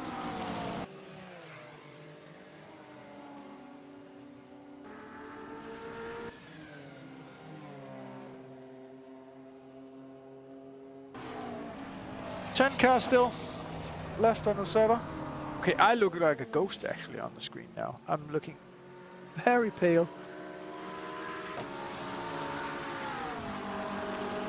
Anyway, you guys watching out there, if you want to really support the GTR24h, we do have the web shop on our website. So you can go to gtr24h.org and then /shop. And then you'll find all these nice merchandise items, especially this flat bill cap, which is with embroidered Endurance Racing World Championship logos. It's actually quite nice. We sold quite a few of these already, and it's because they are quite high quality, as well as having a fair price. So we make like, I think, €1 or something every time a cap like this gets sold. A few other things in there like t-shirts and stuff like that. There's an interesting racing quotes collection, some old and famous race driver quotes, full series of those. We're trying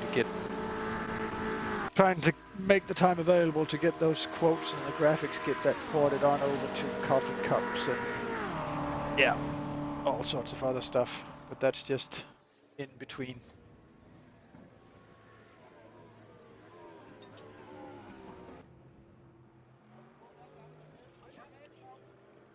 Yes, that is the new hypercar McLaren Senna. Not the one in picture, but I'll find it again on stream. Friday Monk's driving it. So this is comparable to the current LMP1 cars in pace. Although it still does look like a GT car. Very much so.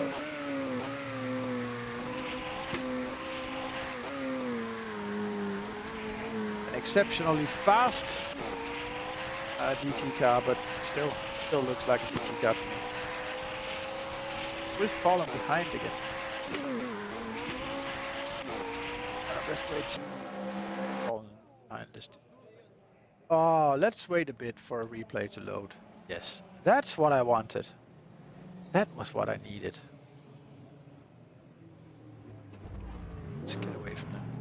Play and see a Corvette Callaway recovering from the gravel traps. Actually, while we are on annoying things and annoying subjects, let's... could I just get a mouse here, please? Anywhere. Just a simple mouse will do. Like a cursor. Anywhere. No. Well then. Let's not touch anything then.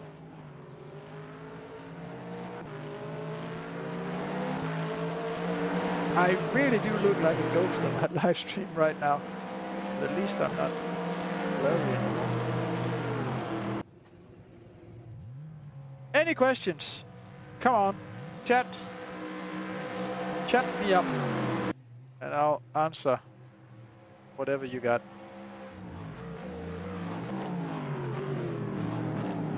I do actually, meanwhile, I want to go and take a look at Husan.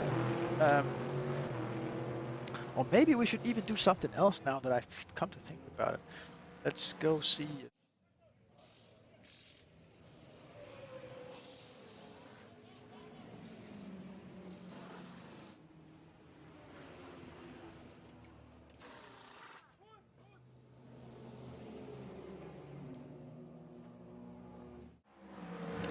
Nope, the guys from B32 are not live streaming tonight's event. Okay, I want to go over and have a look at the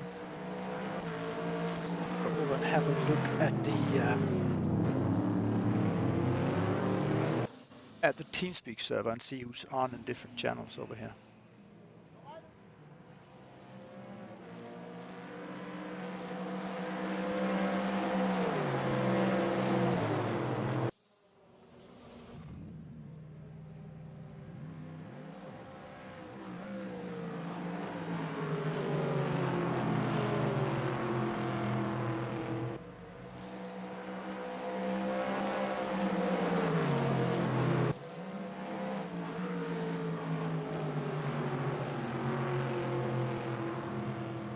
User joined your channel.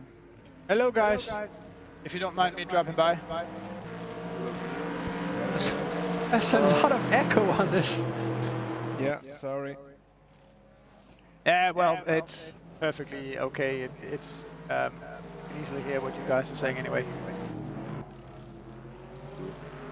You're getting quite a lot of speed out of that Corvette tonight.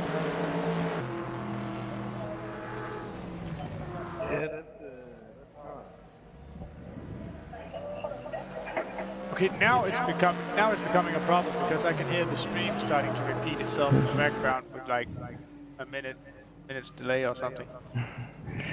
It is a bit crazy. Bo, can you mute your headset? Yeah, I will. I think the problem is with you.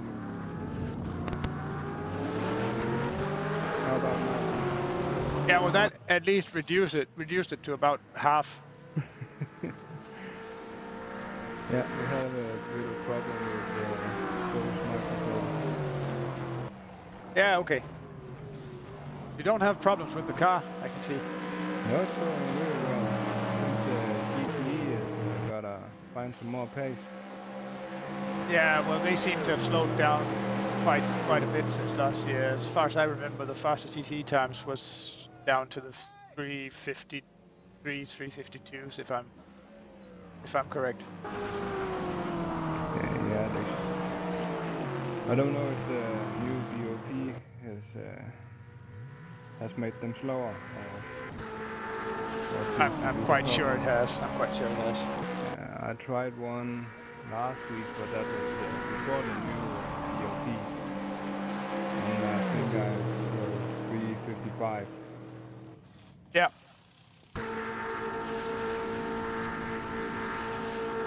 The time that you guys put up, was that like that was a 57.2, right? Was that done with the qualifying setup, or is it just regular race pace? That's regular race pace, but not taking care of the tires. Yeah, okay, But okay, I get what you're saying. Yeah. flat out racing the tires. Yeah, it was a hot lap on a race setup. Yeah. Yeah. Yeah, okay. That gives us a little bit comparison to the GTE cars, which I think there were some of the guys running like qualifying mix and really trying to do good lap times. But yeah, they're definitely not fast enough anymore. No, they shouldn't become so slow that at the same time that the GT3. That would be very sad. Yeah, well, I can only agree with that, but sadly that's not in our control. That's entirely up to Studio 397 to Yeah, of course. balance the cars. It is quite a big load of work trying to balance all of these cars. I know because we used to do it ourselves, and that used to be a 10-man, 6-month job. And last year we could see that the BMW has huge advantage. So they had to even that out, of course. So all of the cars were competitive. Yeah, you think they maybe made all the other cars slower? Yeah, perhaps. Oh, I mean, they reduced the BMW to like the Corvette speed, because the Corvette was always quite slow. Yeah. So they may have slowed down the Porsche and the BMW to like the Corvette pace. Yeah, that could be what has happened. Yeah. Okay.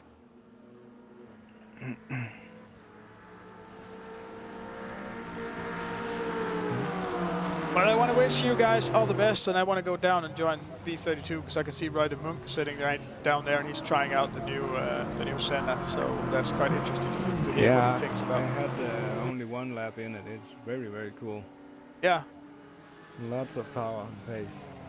Yeah, from what I could just like by looking at the speeds and looking at the amount of aero on the car and stuff like that, it should be about 850 to 900 horsepower. So yeah, that's a lot of power.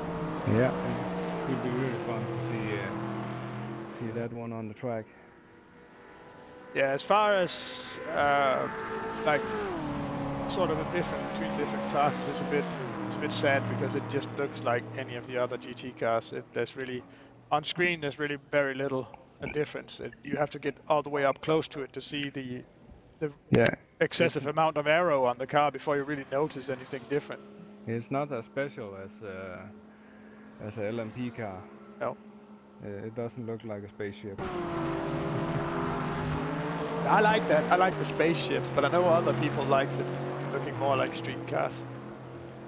Yeah, they look cool, but I don't like driving the LMP cars. But every man his own. Yeah. We especially made our LMP1 car very hard to set up, so that might explain why sort of a very, very few people really like to drive it, because it is a real work. It's a real piece of work to make that car drive fast. Yeah. It takes a lot of time. Well, I'll head on down to Roy and see what he thinks of the car. Yeah. See you another time, Peter. Yeah. Thanks for the talk. Bye. Bye. You're gonna allow it to be driven and... Hey, Nick. Hey, Roy. Hi. How are you doing, you crazy people? Trying to I'm learn okay. this Senna car. Yeah, I can see that. It's a monster. Yeah, I can see that. I gathered as much. The car with that amount of aero on it and still doing 330 on the straights is... Yeah, the top speeds don't matter. Top speeds don't matter, but the car is a monster. Even when it goes 250, believe me, it's a monster. It's a yeah, but we can see it accelerating like a bat out of hell as well. You don't need the top speed with this acceleration. No, and that's a sort of why I sort of, from looking at the car and looking at the acceleration and looking at everything, I sort of figured out that it must be somewhere between 850 and 900 brake horsepower, because it has a lot of wind resistance and it has an extreme amount of acceleration. So. Yeah, And you have also DRS in the car, but it's still not working. Ah, okay. I tried it already, but yeah. If you are in cockpit, you see DRS. Yeah, on all the straights, or? No, it doesn't work. Ah, Maybe okay. maybe when you get the DRS track. Ah, so because there's no DRS gates on this version of Exactly. Le Mans, it won't. It's so. not enabled. I think so. Do you know? Do you guys have any idea if sort of that DNS, but manual DNS system, will be It available comes on the cars in real life? No, I don't know. DNS? What do you mean? DRS, if the DRS system will be enabled. Yeah, it's on the real GTR. It is. Yeah, the real life car. Yeah, the one, Yeah. the street car. Yeah, also GTR. Also. So the hypercar rules will allow the cars to use DRS. I think so. We'll have to see. We'll have to see what the ACOs are doing. Because I think that would be like that would be really cool if they allowed them like to down like on each straight like manually push a button then whenever they want. Everybody's driving maximum wing then, and on the DRS phones, bam, open. Yeah. That would create a lot of interesting. Yeah, but then you get 340 to 345, I think. Yeah, but that's no problem. Like in my opinion, that's no problem any longer today. The tracks are much safer. The cars are much safer. Like yeah, but the drivers, that's what I'm scared about. I told John already, if the P1 gets out and this car get in, we're gonna switch to the second. Yeah. But we have to that's we have the next 1.5 week to see what people think about it and like what the attitude is. Vote on the Facebook. Vote. No voting. Why? No. Because you know that it's gonna lose. No, I don't care. Like you have to understand. My opinion doesn't matter. It doesn't matter what I think. It matters what people think, and I don't want any people being like. If we were to make a vote, that would of course exclude everyone from the vote that isn't actually right now signed up for the LMP1 car. Otherwise, it's unfair. That means that people who aren't intended upon even driving the LMP1 car gets a say in that matter, and that should. Yeah, for sure. Because that they shouldn't drive really. against it. That shouldn't really be the case. So. They drive against it. So Yeah. they must vote also. Yeah, but we have already made a promise to the people that have already selected the LMP1 car that they will have an LMP1 car to drive, and like you have to see it that's none of the other participants in any of the other classes business. I speak to Cameron Rogers, and Cameron Rogers said already, yeah, LMP1 car, yeah, it must be the go to Senna because that's the next generation. Yeah, but that's actually what I'm on about, Roy. Cameron isn't driving the EVC at all. Yeah, they're not participating. It's like the flag, LMP1. Ah, okay. And he told me already, yeah, we must drive this car because this is a car that's really licensed. That's it. And the car drives fine. Only the brakes are a little bit, the thing was like, whoa, did they speak this kind of brakes? But yeah, it's working.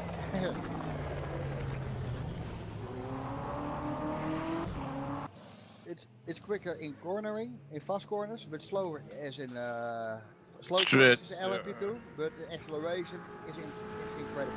Yeah, and the braking as well. No, the braking is bad. The LMP2s are braking better. Then you must have not set it up properly yet. Yeah, really, I did it. But it looks like it's really good on the brakes as well. I mean on high speed. Yeah. But the LMP2 is right now 352 kilometers per hour maximum. Yeah. Well, the LMP2 cars are sort of in a limbo right now between. Yeah. Yeah, the GTEs. But also the other thing that I think. They have. If Studio don't change the BOP of the GT3s, I think you must get it out of it and set it on GTEs, or get GTEs out of it and set it on the GT3s, one of the two, because you can drive the same lap time with a GTE car as a GT3 car. Yeah, from our perspective, that doesn't really matter. since the difference between the GTE cars and They the are GT3 gonna- cars that we're going for is the fact that the GT3 cars get to use ABS.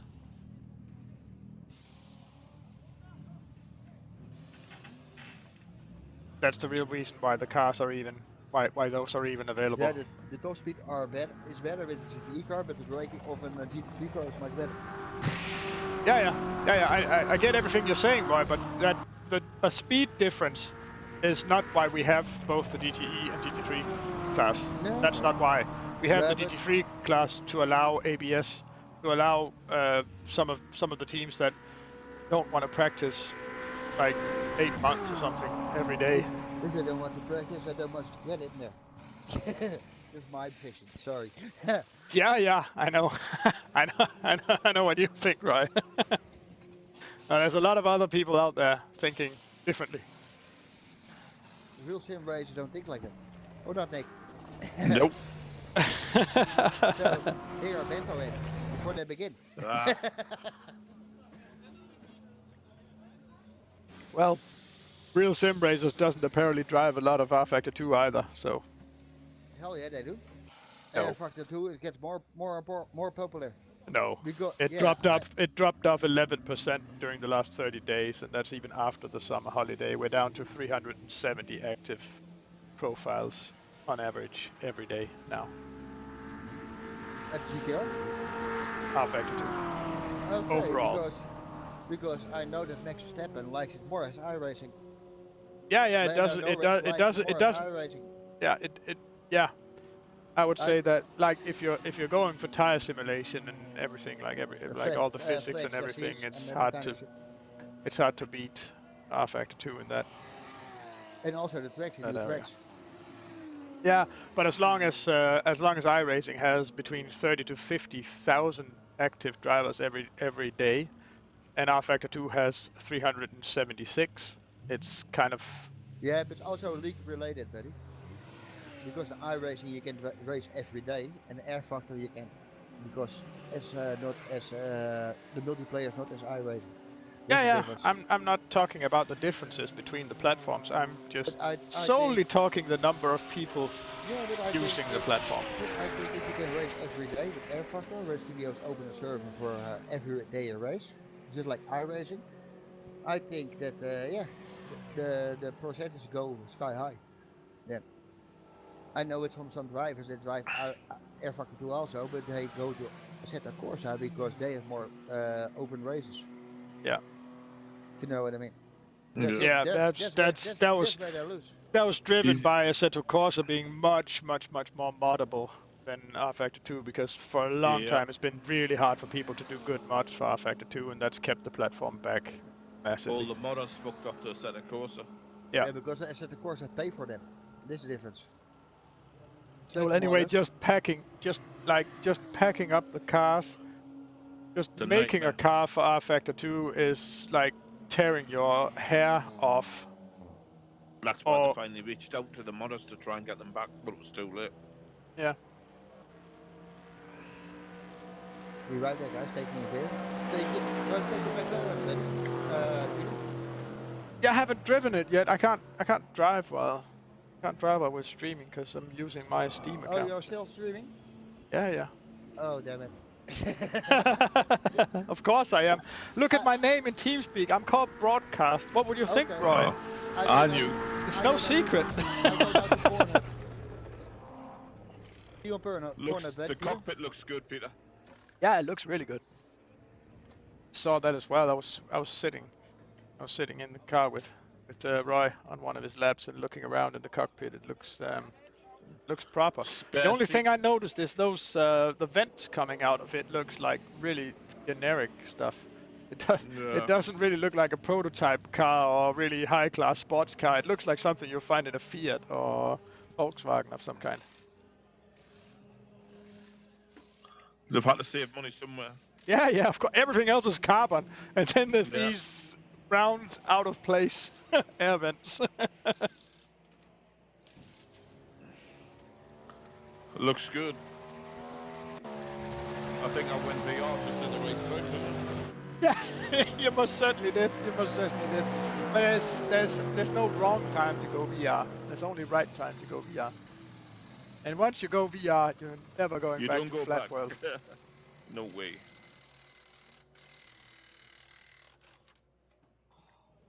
All the people that have been ranting on VR, I think, is because they haven't they tried it somewhere and haven't adjusted the goggles to sit right. You know, because it's very important how the height and everything, like where it is and the lens distance. If you set it up just right, the image becomes so much better and so much sharper instead of this weird blurred.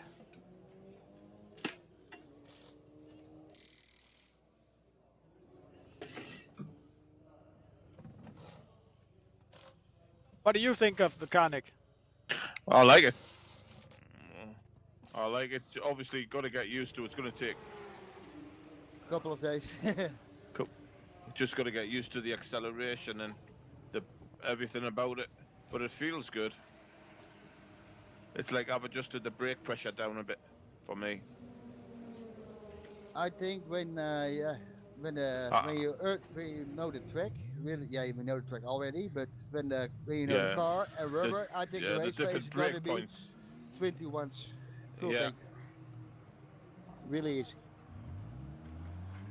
And the good thing about it is also that there's not much difference between the LMP2s and the Senna. But that's what they aim for, the ACO. Yeah. That's the plan. Yeah. But there's not much difference because overtaking is not a risk anymore. But the top speed of the LMP2 cars have been lifted, or? Yeah, they get lifted from 339 till 225. They were too fast. Everybody knew they were too fast. And the car is really heavy right now. If someone went to Le Mans and tried to set up an LMP2 car to go top speed now, I believe they would go something like 350, 360 if they wanted to. Yeah, no, really, the LMP2 car, the racing team for Holland did it from Jumbo. They drive the Lara chassis and they get 345 with low drag, low downforce. Yeah, that's crazy. And that's where they take the time, not on the corners. I mean, in itself, if all the other cars do the same speed, that's not that crazy. But if you have at the same time you have DT cars doing 280, 290 at the same point of the track, then it becomes quite dangerous. Yeah, the drivers complain about it. Yeah. Only they like high car like Toyota. It's a top speed of 320 on the back of the straight. But the car is there really quick. Yeah. On halfway the straight, he drives already 320, if you know what I mean. And then he's hanging on because the power of the car, and not about the hybrid system. Yeah, then they would have to raise. They would have to raise all, if they wanted to go faster like that and follow the LMP2 cars, then they would have to raise the speed of the DTEs as well, and that's quite hard to do without giving them more power because the DTEs are already very, very aerodynamically optimized. It's like, and on the limit. Yeah, they're pretty much on the limit of what can be done with like a street car without going the Senna way and attaching all kinds of. Why do you think that the Corvettes go to a rear mid-engine now? Yeah, because yeah. They are the maximum of what they can do. Yeah, of course. I mean, you can't. As long as the car has to adhere to some kind of road-going vehicle, then there is most certainly a maximum of aerodynamic work that you can do it to make that have as little drag as possible. And the GTE cars are pretty much there. There's really not much left that you can do to make that have a faster top speed without adding more horsepower. Yeah, or lower drag, lower wings on the car. Yeah, but they're already running so small. Like, if you look, for years now, the Corvette has had this thing where they mostly use the air like at the tips of the wings, so the middle of the wing is completely flat. Yeah. So that doesn't even have any effect. It just has in the rules that it has to be a connecting wing from one side of the car to the other. So that's why they have this completely flat section in the middle. Yeah, that's why Ferrari has the splitter ups Yeah. to up because more wind under it, so more top speed. Yeah. To lift the car. Yeah.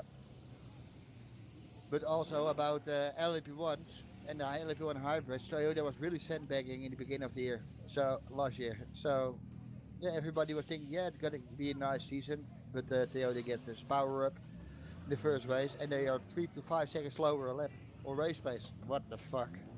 Even at Le Mans, buddy, with with the hybrid system, the LMP1 are fighting with the lower LMP1s are fighting with the LMP2 cars.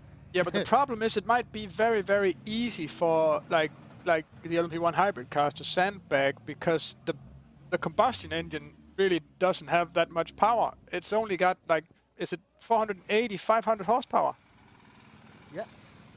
So But, that's why the top speed of the LMP1 cars are that slow, because they still have all of this, like even in low drag spec, it still has massive amounts of drag from all the kind of flaps and 1,000 brake horsepower the Toyota generates. 1,100 brake yeah, horsepower. but that's only With the hybrid system. that's only the first like 5 seconds of the straight, and then it's gone. Yeah, for sure. But 1,000 brake horsepower in the first 500 meters of the straight line. Oh, whoa. Yeah. But that still keeps the top speed down, because in order to get a higher top speed, they would have to use the hybrid power for much longer. Yeah, for sure. But they don't need it because the braking point they get more battery for the exits. So Yeah. and the corner speed of the Toyota, you could See, then get it with the Rebellion. you can then really you can then really easily see why the current LMP2 cars are a problem, because they actually have like 600 brake horsepower, 650 brake horsepower. Like compare that to the combustion engine in the LMP1 car, which is like 450 to 500 brake horsepower. The LMP2 cars have way more power from the combustion engine than the LMP1 cars have. You don't know about the hybrid, but Rebellion have more. Yeah, but like if you took the hybrid system out of the Toyotas, Yeah, they have 400. even the LMP2 cars would drive in circles around the LMP1 cars. Yeah, we know that from 2 years ago. The course speed from the hybrid. Yeah. 3 years ago. Yeah. The LMP2 cars passed them every straight, every corner. Only with the LMP1 and LMP1 hybrid has then is a lot of corner speed. But they lose also because they get slower into the corners. Yeah, same issue with the long boys, with the Nissans, without the hybrid. Yeah. They weren't able to follow the LMP2s either. Yeah, but the quick is straight right. Yeah, well, the aero on the Nissan was a work of nothing. art in itself. So It was nothing. It was goes quick on the straight line, but it was brake 200 meters earlier because they didn't hit the corner. yeah, they also had massive suspension problems because they didn't anticipate that the amount of downforce they would get would of course overload the springs, so they needed to run extremely hard springs in order to make those tunnels under the car work. And no hybrid. Yeah. Because course one can make it. But Yeah, I well, like then the if hybrid system. like I there want must be a point where the rolling resistance of the tires, as well as if you start like adding downforce, is of course very similar to adding weight, and you know that adding weight makes the rolling resistance much greater. So there must be a point there where downforce, like the faster you go, the more downforce you get, the more rolling resistance you get. Yeah, that's what I There feel must be a point there that's impossible to. That's like- what I feel with the setup. Yeah. When you go to tap the roofs, more downforce you have. Yeah. If you brake too much, you don't have downforce, you don't even hit the corner in your fourth gear. As Nick has a situation. That's alright. Got a bit. It didn't even pick you up on camera. Oh, okay, I'm off camera as well. I've been sitting here at the producer's table, so it's just I'm invisible me right now.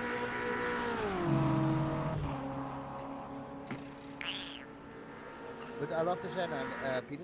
Really, I love it. And I think, Yeah, the only thing I have against it is that it like from a distance it looks like all of the other GT cars. It's not really that different. It feels also like Yeah. only with a lot of downforce. When you go downforce, you think by yourself, whoa, it's a Formula car. Yeah. But in the slow corners, it's a GT car. The fast corners, it's a Formula car. Yeah, and I can Or see F- some or I can vodka. see some of the other drivers being quite confused that there's a GT car coming up, like overtaking him, like they're parked instead. I saw some of those guys mentioning that in chat. What kind of GT car is that? Yeah, but we have the same problem with the LMP1 and LMP2 because we see the Yeah. LMP2 behind us. They accelerated. What the fuck is that? Yeah, You know yeah. what I mean? Yeah.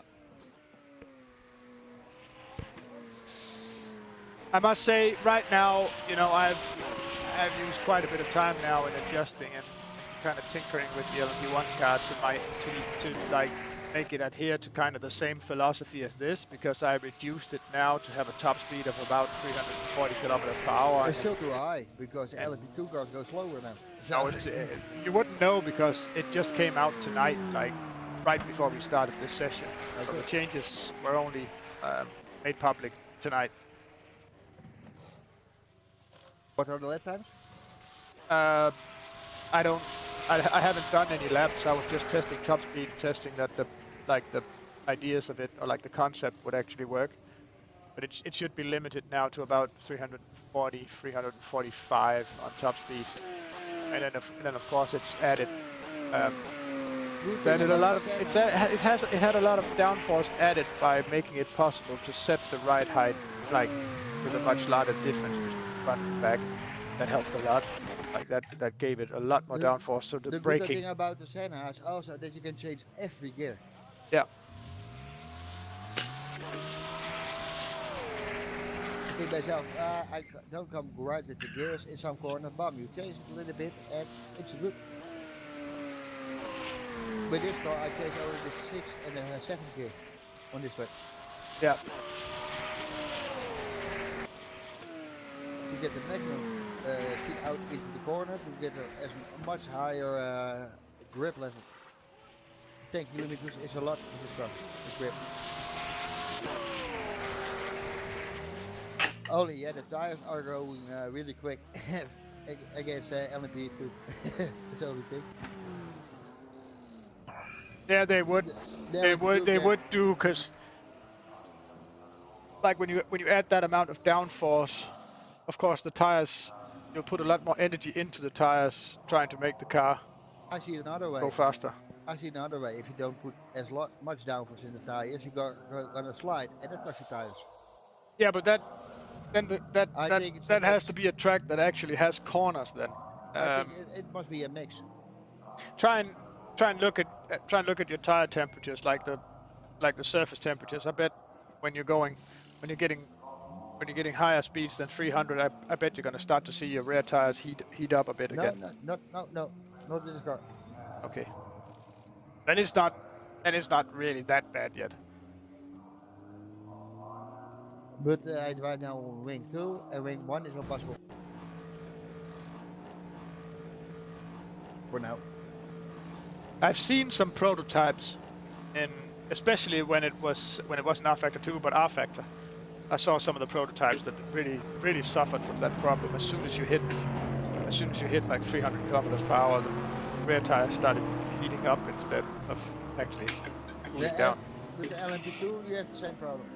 But normally I drive the LMP2 and then the rear tires are pushing the same as the front tires. But now with the more weight in the car, the rear tires are going 2.5% a lap with ring 2 or 3 on the car. So that's actually quite bad. So they know the LMP2 cars don't even have a tire right now that they couldn't dump today. No. Okay. Yeah, the soft tires are right, and I think the medium tires can use it. Yeah, you lose traction.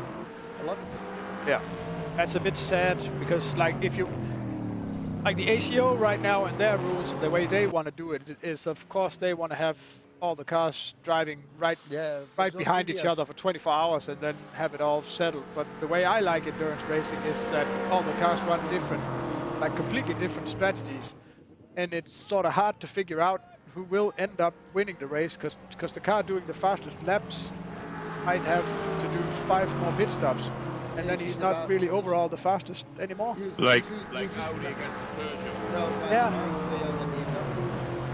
Or Audi against the Pescarolo garages. That was massive difference. No, I love it more about Toyota and BMW. BMW in the race, the 99 with a Yeah. low tire in the end. Yeah, yes, I remember. Yes, that was yeah. The GT1 was unbeatable. But yeah, more pit stops, one lap in front of the rest, but on place with Nick twice now you get low tire. Yeah, and that actually made that like Le Mans '98. If you look it up, that's one of the most popular Le Mans races ever. Like people keep mentioning. 98, 99. Yeah, 98, 99 were the best years of Le Mans. And 92 also. With the show with the Formula 1 engine in it. Whoa, that was a monster. Yeah, those were crazy. Yeah, the old Group C cars, they were like... Was 92 still in Group C? Yeah, I think so. I think it was, yes. 92, 91 or so. It was 90... Yeah, they did... 92. They did, like... They had the Velta Racing team try to set the top speed of 400 something. After that, they added the chicanes, and the chicanes were added in 91, right? 90, I think. 90. Okay, because they had races after the chicanes was introduced that was still with the Group C cars. Yeah, let me drive 400 km power in Jaguar. In that time, with the big V12 in it, Jaguar. Yeah, so that was... yeah, it was incredible. You must really trust your brakes. Yeah, and that was when, like, the old Persia. Yeah, it was with chicanes. The 905 was the it? 905, yeah, with chicanes with the Formula 1 block. Yeah. In it. It was 90.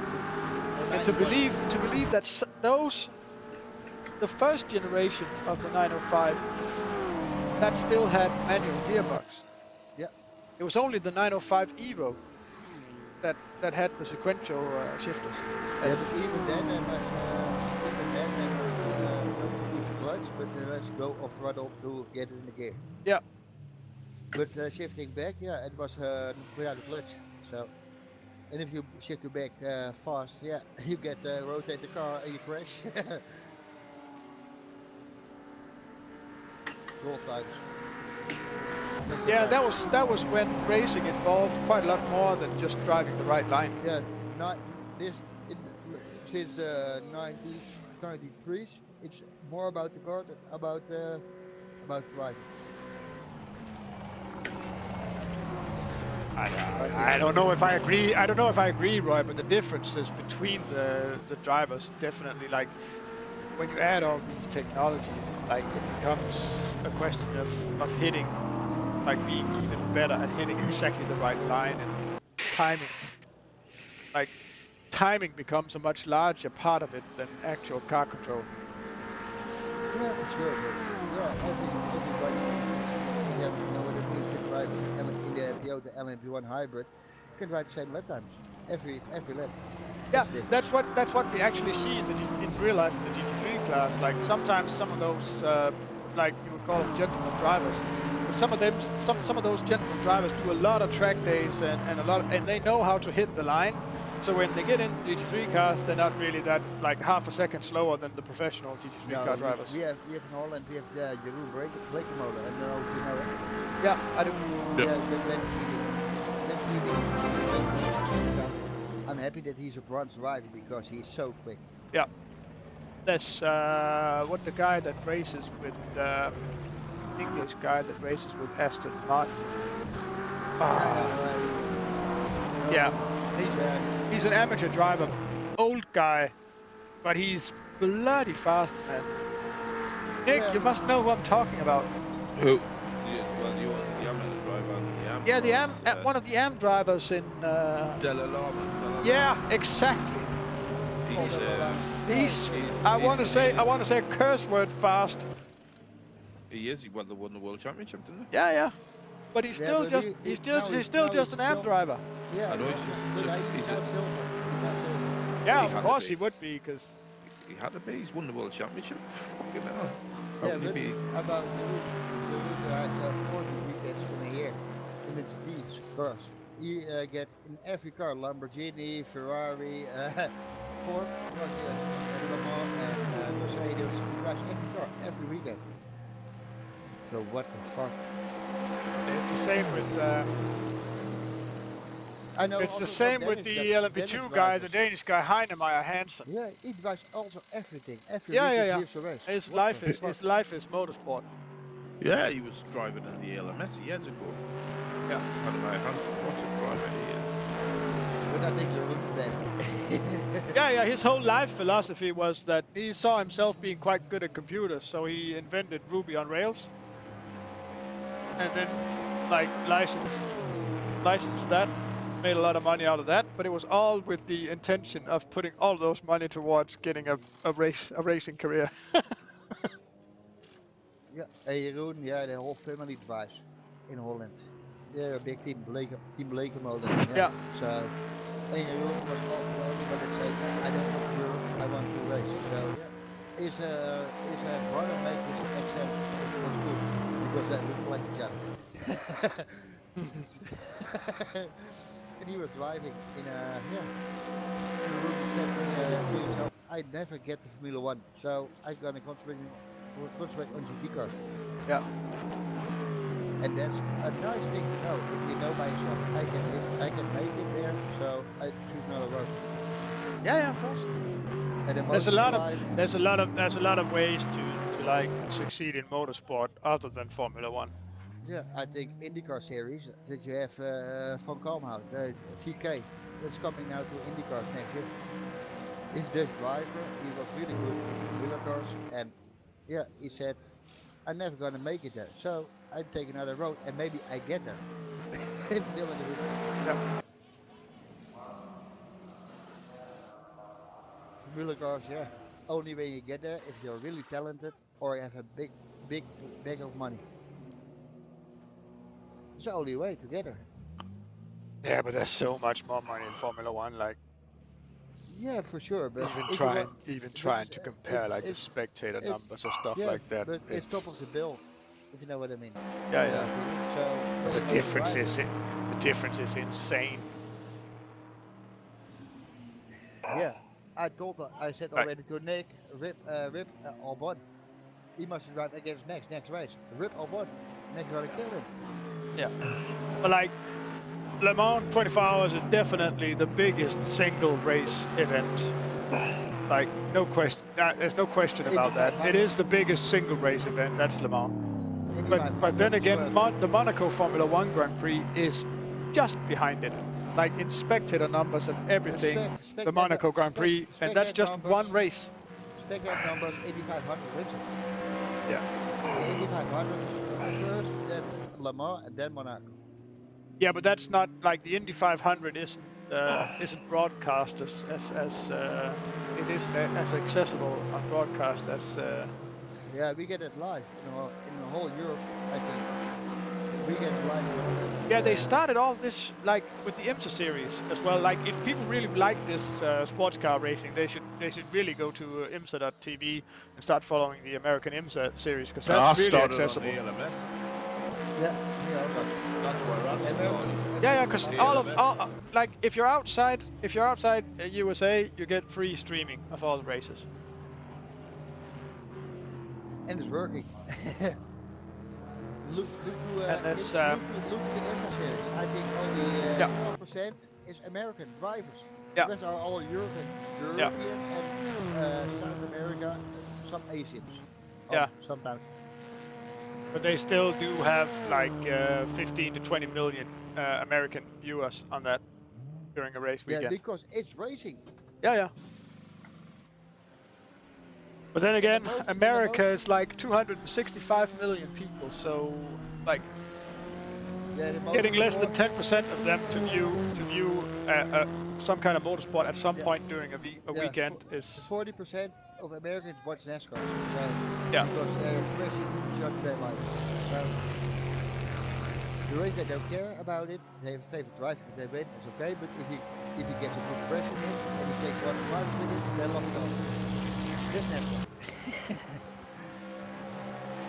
Yeah, well, NASCAR has this history going for it in the US, the way Formula One has this In Europe. history in Europe.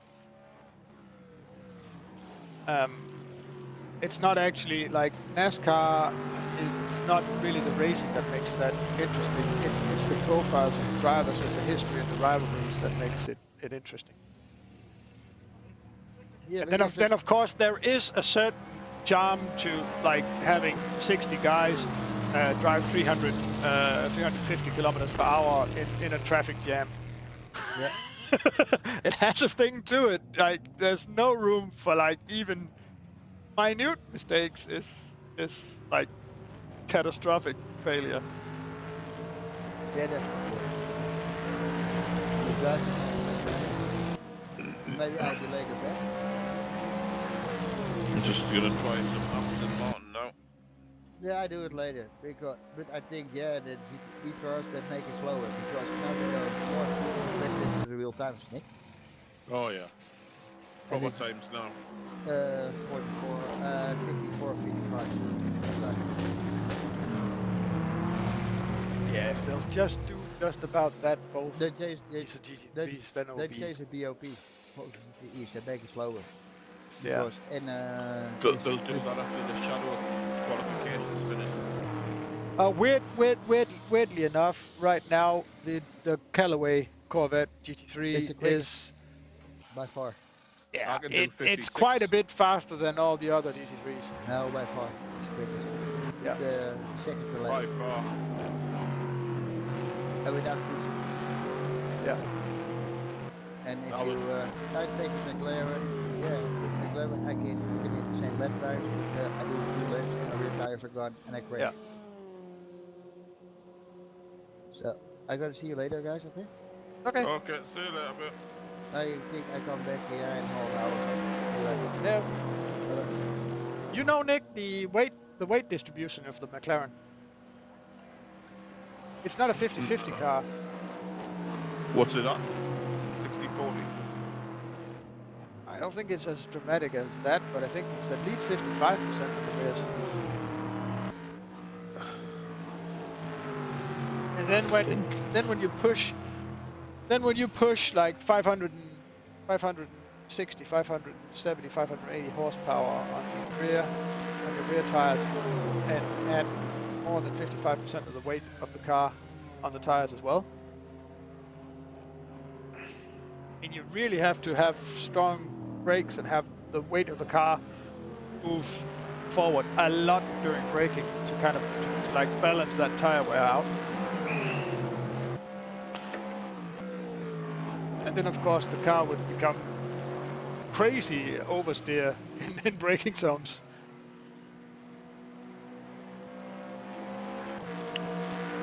Sounds alright.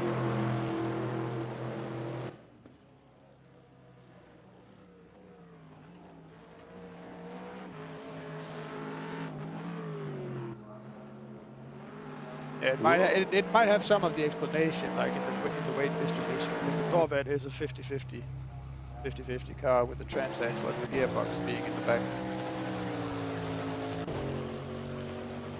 Traction.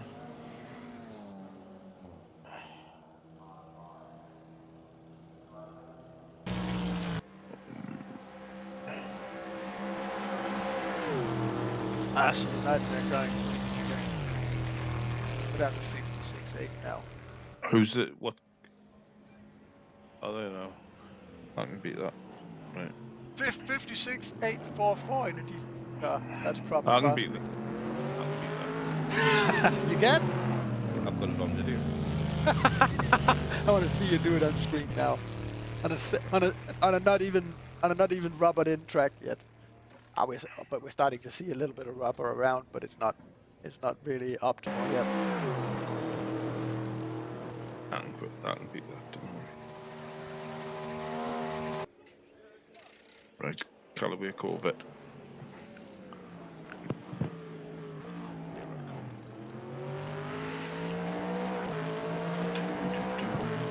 I used to say like that you can, like just from watching a car and the way that it handles bumps and curbs and the way that it how it leans in the corners and everything. You can just look at a car and see, oh, that's a fast quick. car. Yeah. Like the way the Corvette right now, when it hits a curb or like when the car hits something that makes it unsettled, how fast the car comes back to like neutral poise again Yeah. is like incredible. You can see, oh, that looks fast. That looks efficient. Like watching right now on screen is Henrik Hoyer in the Mercedes AMG GT, and you can see every time he hits a bump, every time the car just becomes a little bit like shaky or something. The Corvette, nope, just counters down and becomes like squat. dead weight again immediately. Yeah. Can be done. It's then trying to do it for other cars, so that's what I like to do.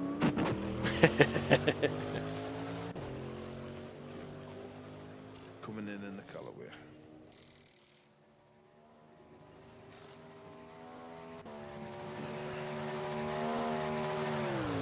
I'm enjoying this video, like it's very good. Yeah. Still getting used to it. Haven't even had it. I've only had it since Monday. You know, just from. I know I've been driving go-karts for like more than, I think, more than 20 years, 25 years now, and just the way that you approach a corner, like in real motorsport, like you look into the apex, but then you still have your peripheral vision, like you're looking for the outside line of the tarmac to drive the car right up to that line, but your main focus is looking straight into the corner, like into the apex. Yeah. The way that you have that feel in VR is something that's impossible to do on a flat screen. Yeah. Like if I was a real race driver and I wanted to practice with simulators and practice my racing skill, like I definitely would get a direct drive wheel, but I definitely also would be running VR. I like just the freedom of movement and just keep like working on where you're looking and how to look into the corner. It's just... here we go. Pressure's on. We want to see Nick on screen now.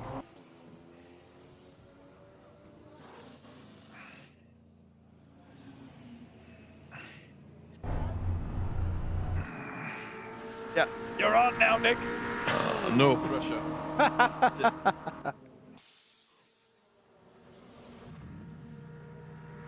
The ID Sim Sport guys, they are really trying to push that BMW.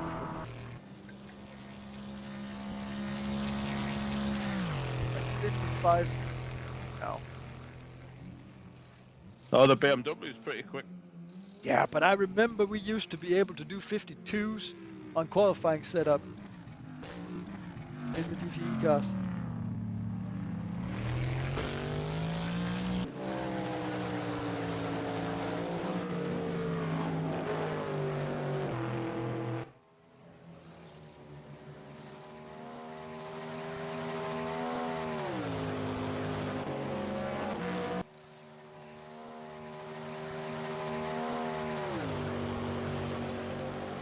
So I'll look at the cockpit here.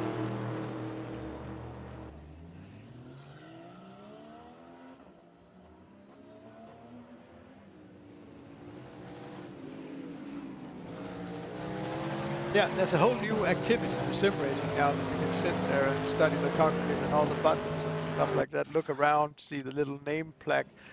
Like in the Bentley, it has this name plaque that has the serial number of the car on it. Well,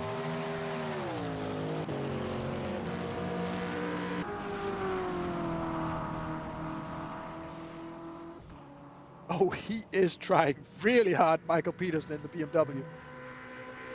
He's pushing that like crazy.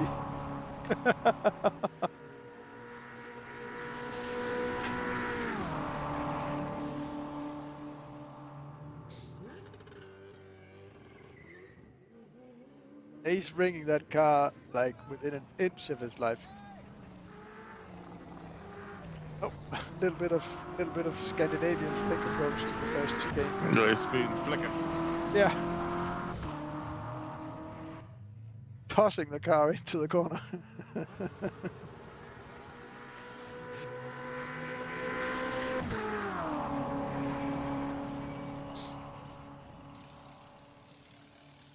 was motorsports corner entry approach similar to like a curveball pitch in baseball.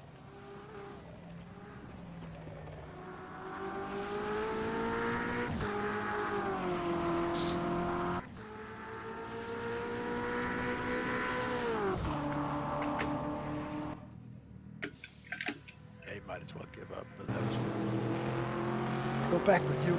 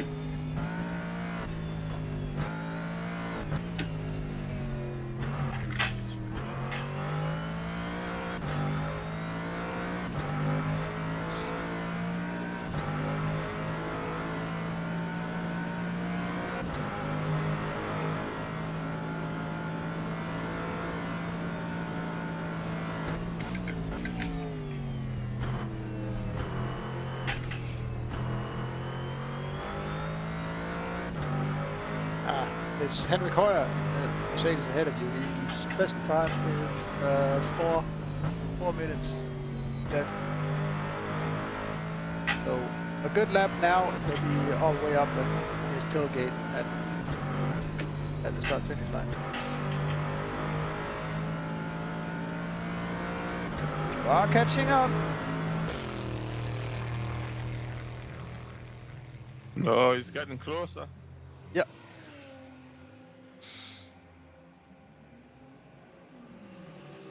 In a race, I would have the bit between my teeth.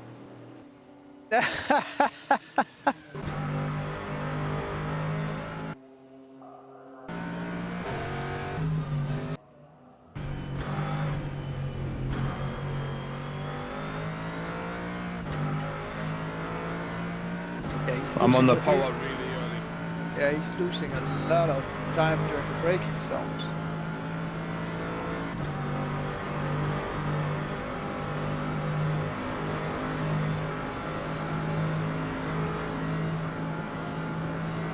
Top speed is just straight up better as well.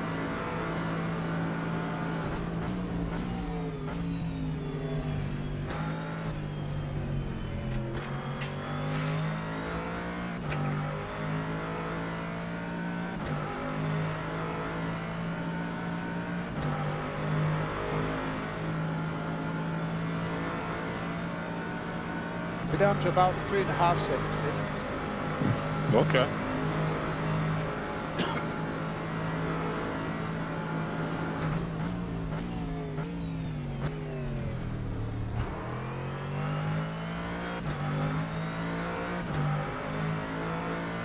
That was a good exit. Really good. I'm on the power before. Yeah, you got about half a second out of the game now.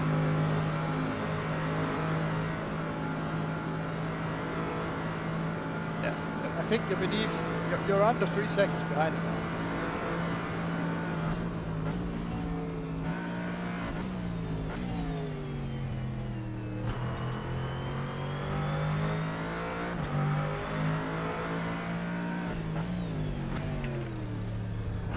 That exit out of never cost you a bit, but it's not a very long acceleration zone, so it's not that bad.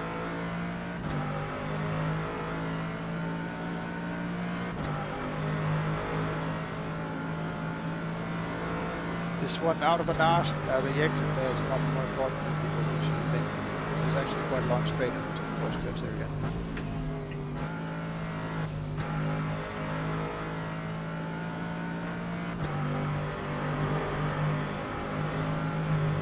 that's generally the thing about the Le Mans track that most people don't realize. Like every corner is extra important because all of the corners, most of the corners lead up to a long straight. So Yeah. exits, every corner exit speed is like really, really, really important.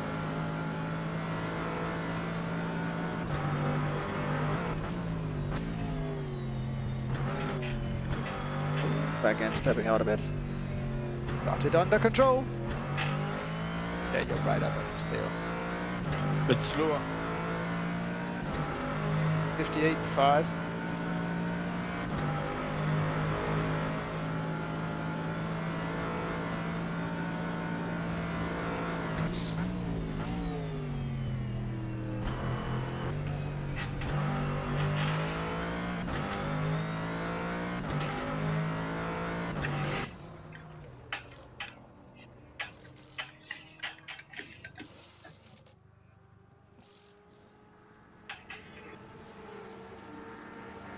Yeah, Edison Sport BMW somewhere ahead of you, driving quite slowly in the middle of the road, middle of the approach to the first chicane.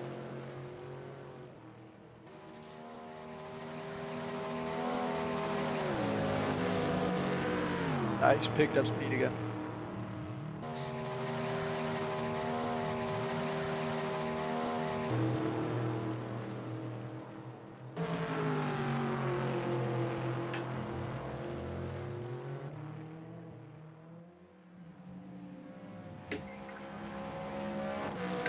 Okay, Rudy Coop just joined in the LMP1.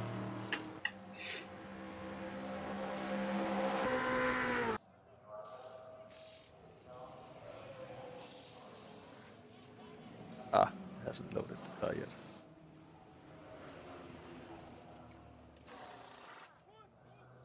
This would be good in a race, this one.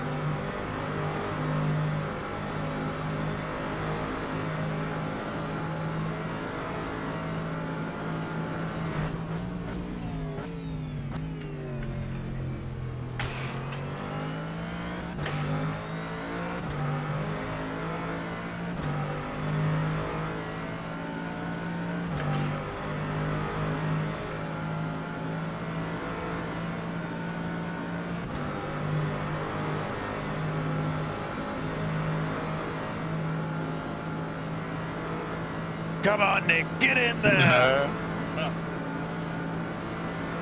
It's hammer time, Nick!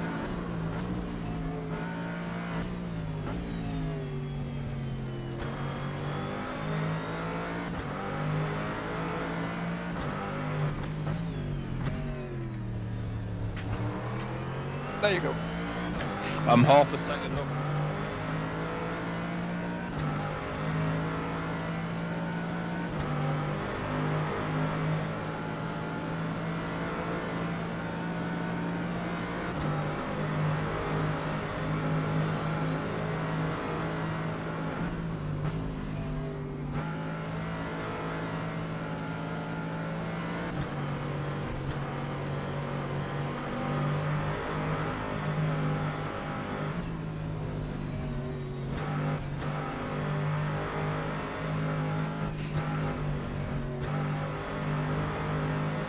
You could have been much more aggressive there.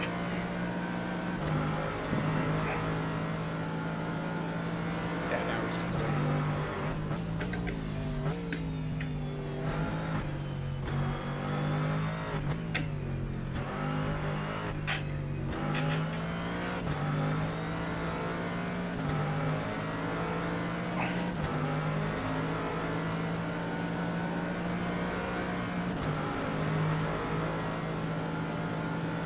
So it's not on the power that the Corvette is faster, it's just handling. The handling is just better.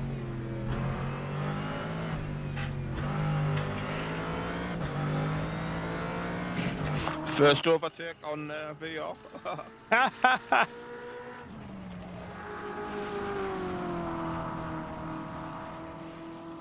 And it's much easier to judge the distances between the It was cars. more Like, precise that, yeah. yeah.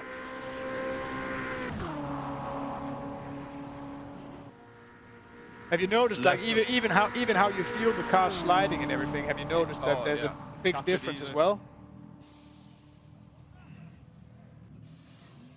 Because weirdly enough, I immediately felt that it was much easier to notice when the car starts to slide with VR than on the screen. He's trying to get the draft. Yeah, well. Sorry to say, but Michael Peterson ahead of you has picked up so much pace that Autocam thought it would be more interesting to watch him. Killing him on the turns like a break at pips. Yeah.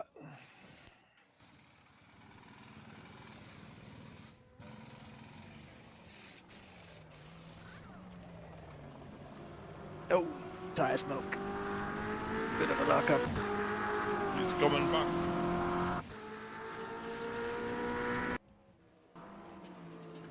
Yeah.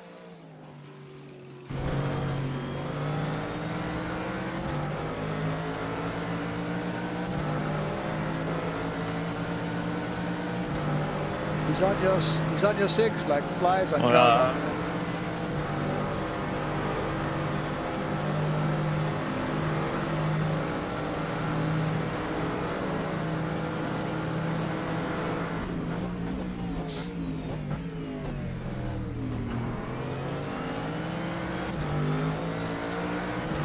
He's got that huge Mercedes aiming retro focus right down on Look at the the difference car. coming out of there. That's 3 and 4 times just not that good. Okay, then you're towing him to his personal death. Yeah.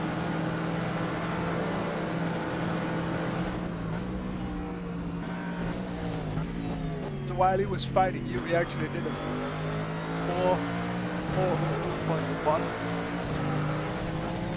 He actually improved half a second by trying to behind.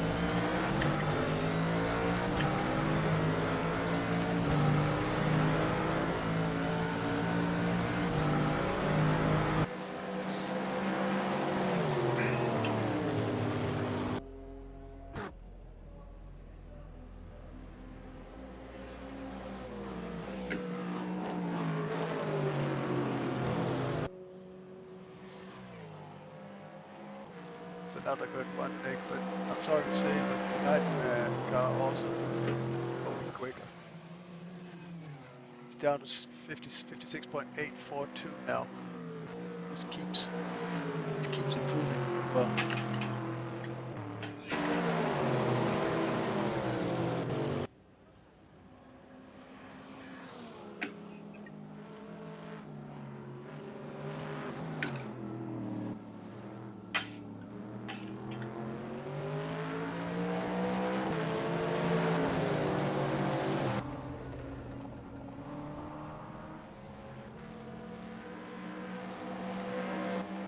Well, that wasn't an improvement.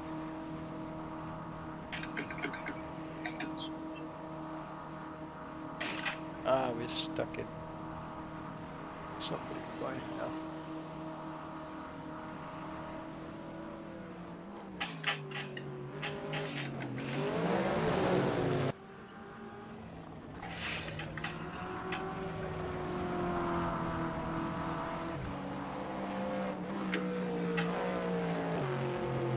Five three.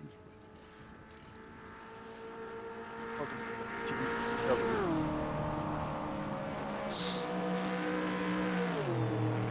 Would it really be true that the BMW has lost about 3 seconds lap time? That's quite a lot. I saw one of the B32 guys do a 55 in it the other day. Probably qualifying. Yeah, but the lap times that Michael Peterson is doing now is not qualifying. He's running full race. Because he's at least he might have switched to qualifying now, but he's been doing a lot of consecutive laps, so. And his best was down to a 55 55.3. 55.39.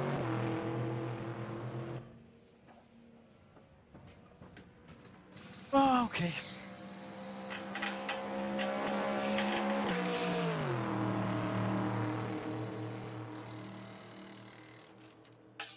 I mean, it doesn't matter that much that the speed difference between the GT3s and the GTEs aren't that big. It doesn't really matter that much. Because the reason for having the GT3 class at all was to have Yeah. guys run with the ABS or allow the ABS. That was the whole idea.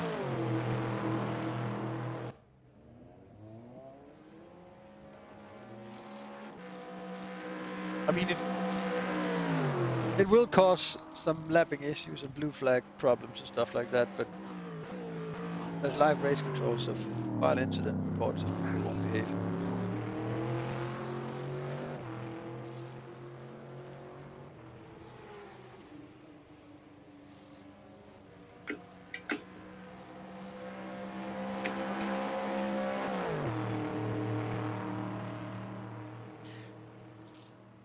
Well, it's close to midnight, and I think we've had enough of a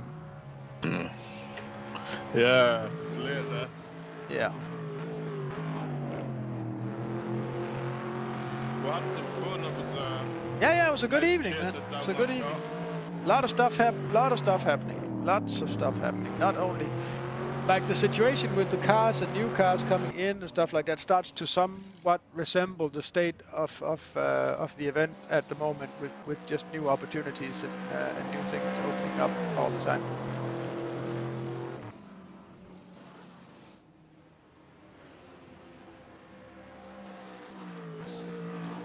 And we didn't get to do, because of course we knew Neil was away as well. So I think John took some family time as well, so we didn't get to do our Friday meeting tonight. Next week I'll be in Dubai, and I don't know if it will be possible for me to join our own TeamSpeak server down there, since they have a lot of restrictions on internet traffic. No.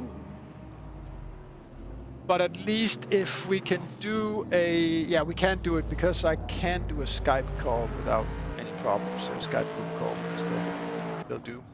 But I'm sort of trying to sort out if I can like control a live stream through remote desktop from down there, if they have a good enough internet connection,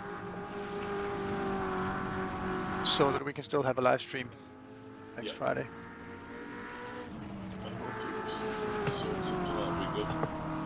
Because it's fun to do, Nick. Yeah, no. I'll be next weekend on festival. And I'll try and sort out my second Steam account as well. That would help. And try to sort out some Steam accounts for John as well, so that we can get on track and race as well. Oh, that'd be fun. Yeah. Might as well get as much out of it as we can. Slowest man gets the beers in. New follower, Nick! Nick, we have a new follower. I'm excited to see who it is. Can't see right now. Waiting for the stream to update. Who is it? It's Atomed! Atomed. Oh, cool. Good evening, good morning, wherever you are. Yeah. But atom, like he's been hit by an atom.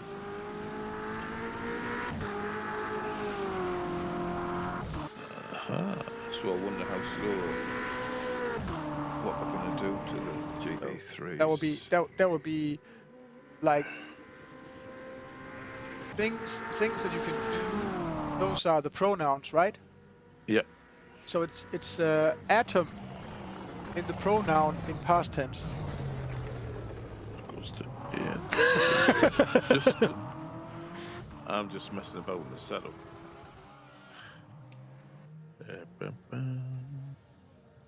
Yeah. Need to beat that I did think I was testing my OBS system and I did a 356.4 and I got Dunlop chicane. I looked at the time and I went, fuck. I just stopped driving. I was like, I'll just have a look at that. Yeah. I was like, fuck, just so you can hit it and so easy.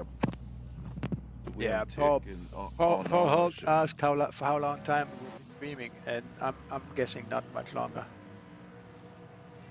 Not much Gonna longer. have another couple of laps, and then because it's been a pretty long day. Yeah, and I have a wedding tomorrow as well. Oh, good. I've got the little one with us, and then I'm DJing tomorrow night. Yeah. I love this Corvette. Good Lord, Nick, being a DJ and then getting to race cars in VR, it's like heaven. You're living the dream life, man. It is, isn't it? Yeah, sort of. I guess it depends who you are. But I must say, like I know I'm not a particularly bad driver. I'm not really an alien either. But I'm much more comfortable driving simulated cars at these paces than I would be in a real life car. Yeah.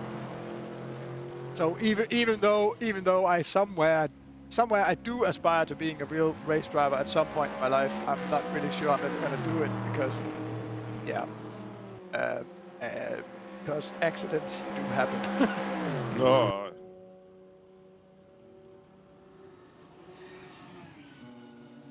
And I'm pretty sure I get the same level of entertainment out of doing sim racing. This is a whole different ball game now. Yeah. Especially with the VR.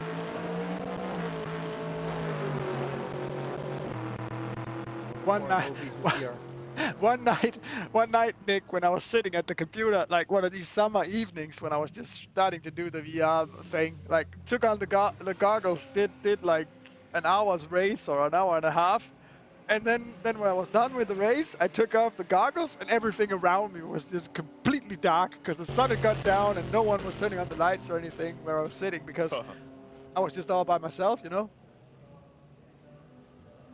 Like the world was at one state. I take on the goggles, do my racing, take off the goggles, and the world is in a completely different state. Like, what? Where did I come back to? This is not how I left the world, man.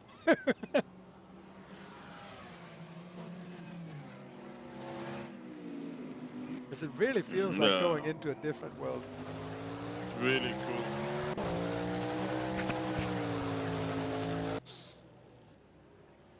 Yeah, I'm gonna end this with a commercial break, and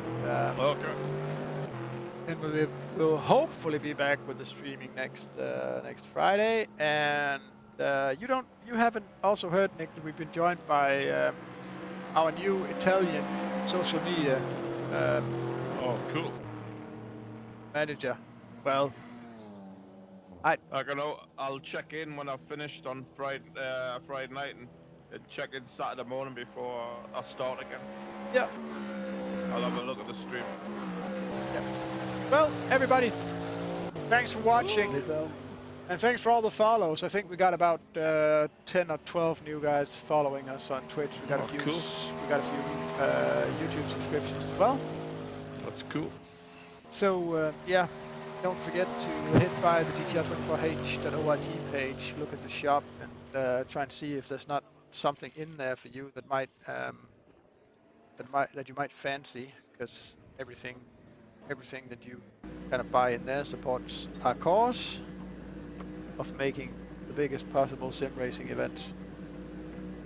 That's what we're all about. Okay, see you next Friday. Bye bye.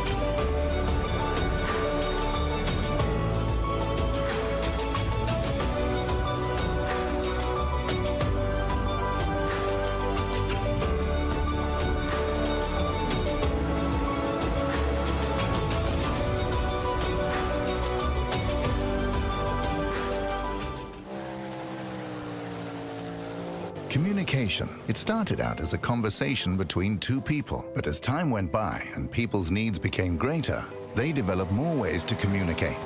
Businesses today need to minimize incomplete connections. Therefore, it is critical that they provide optimal service.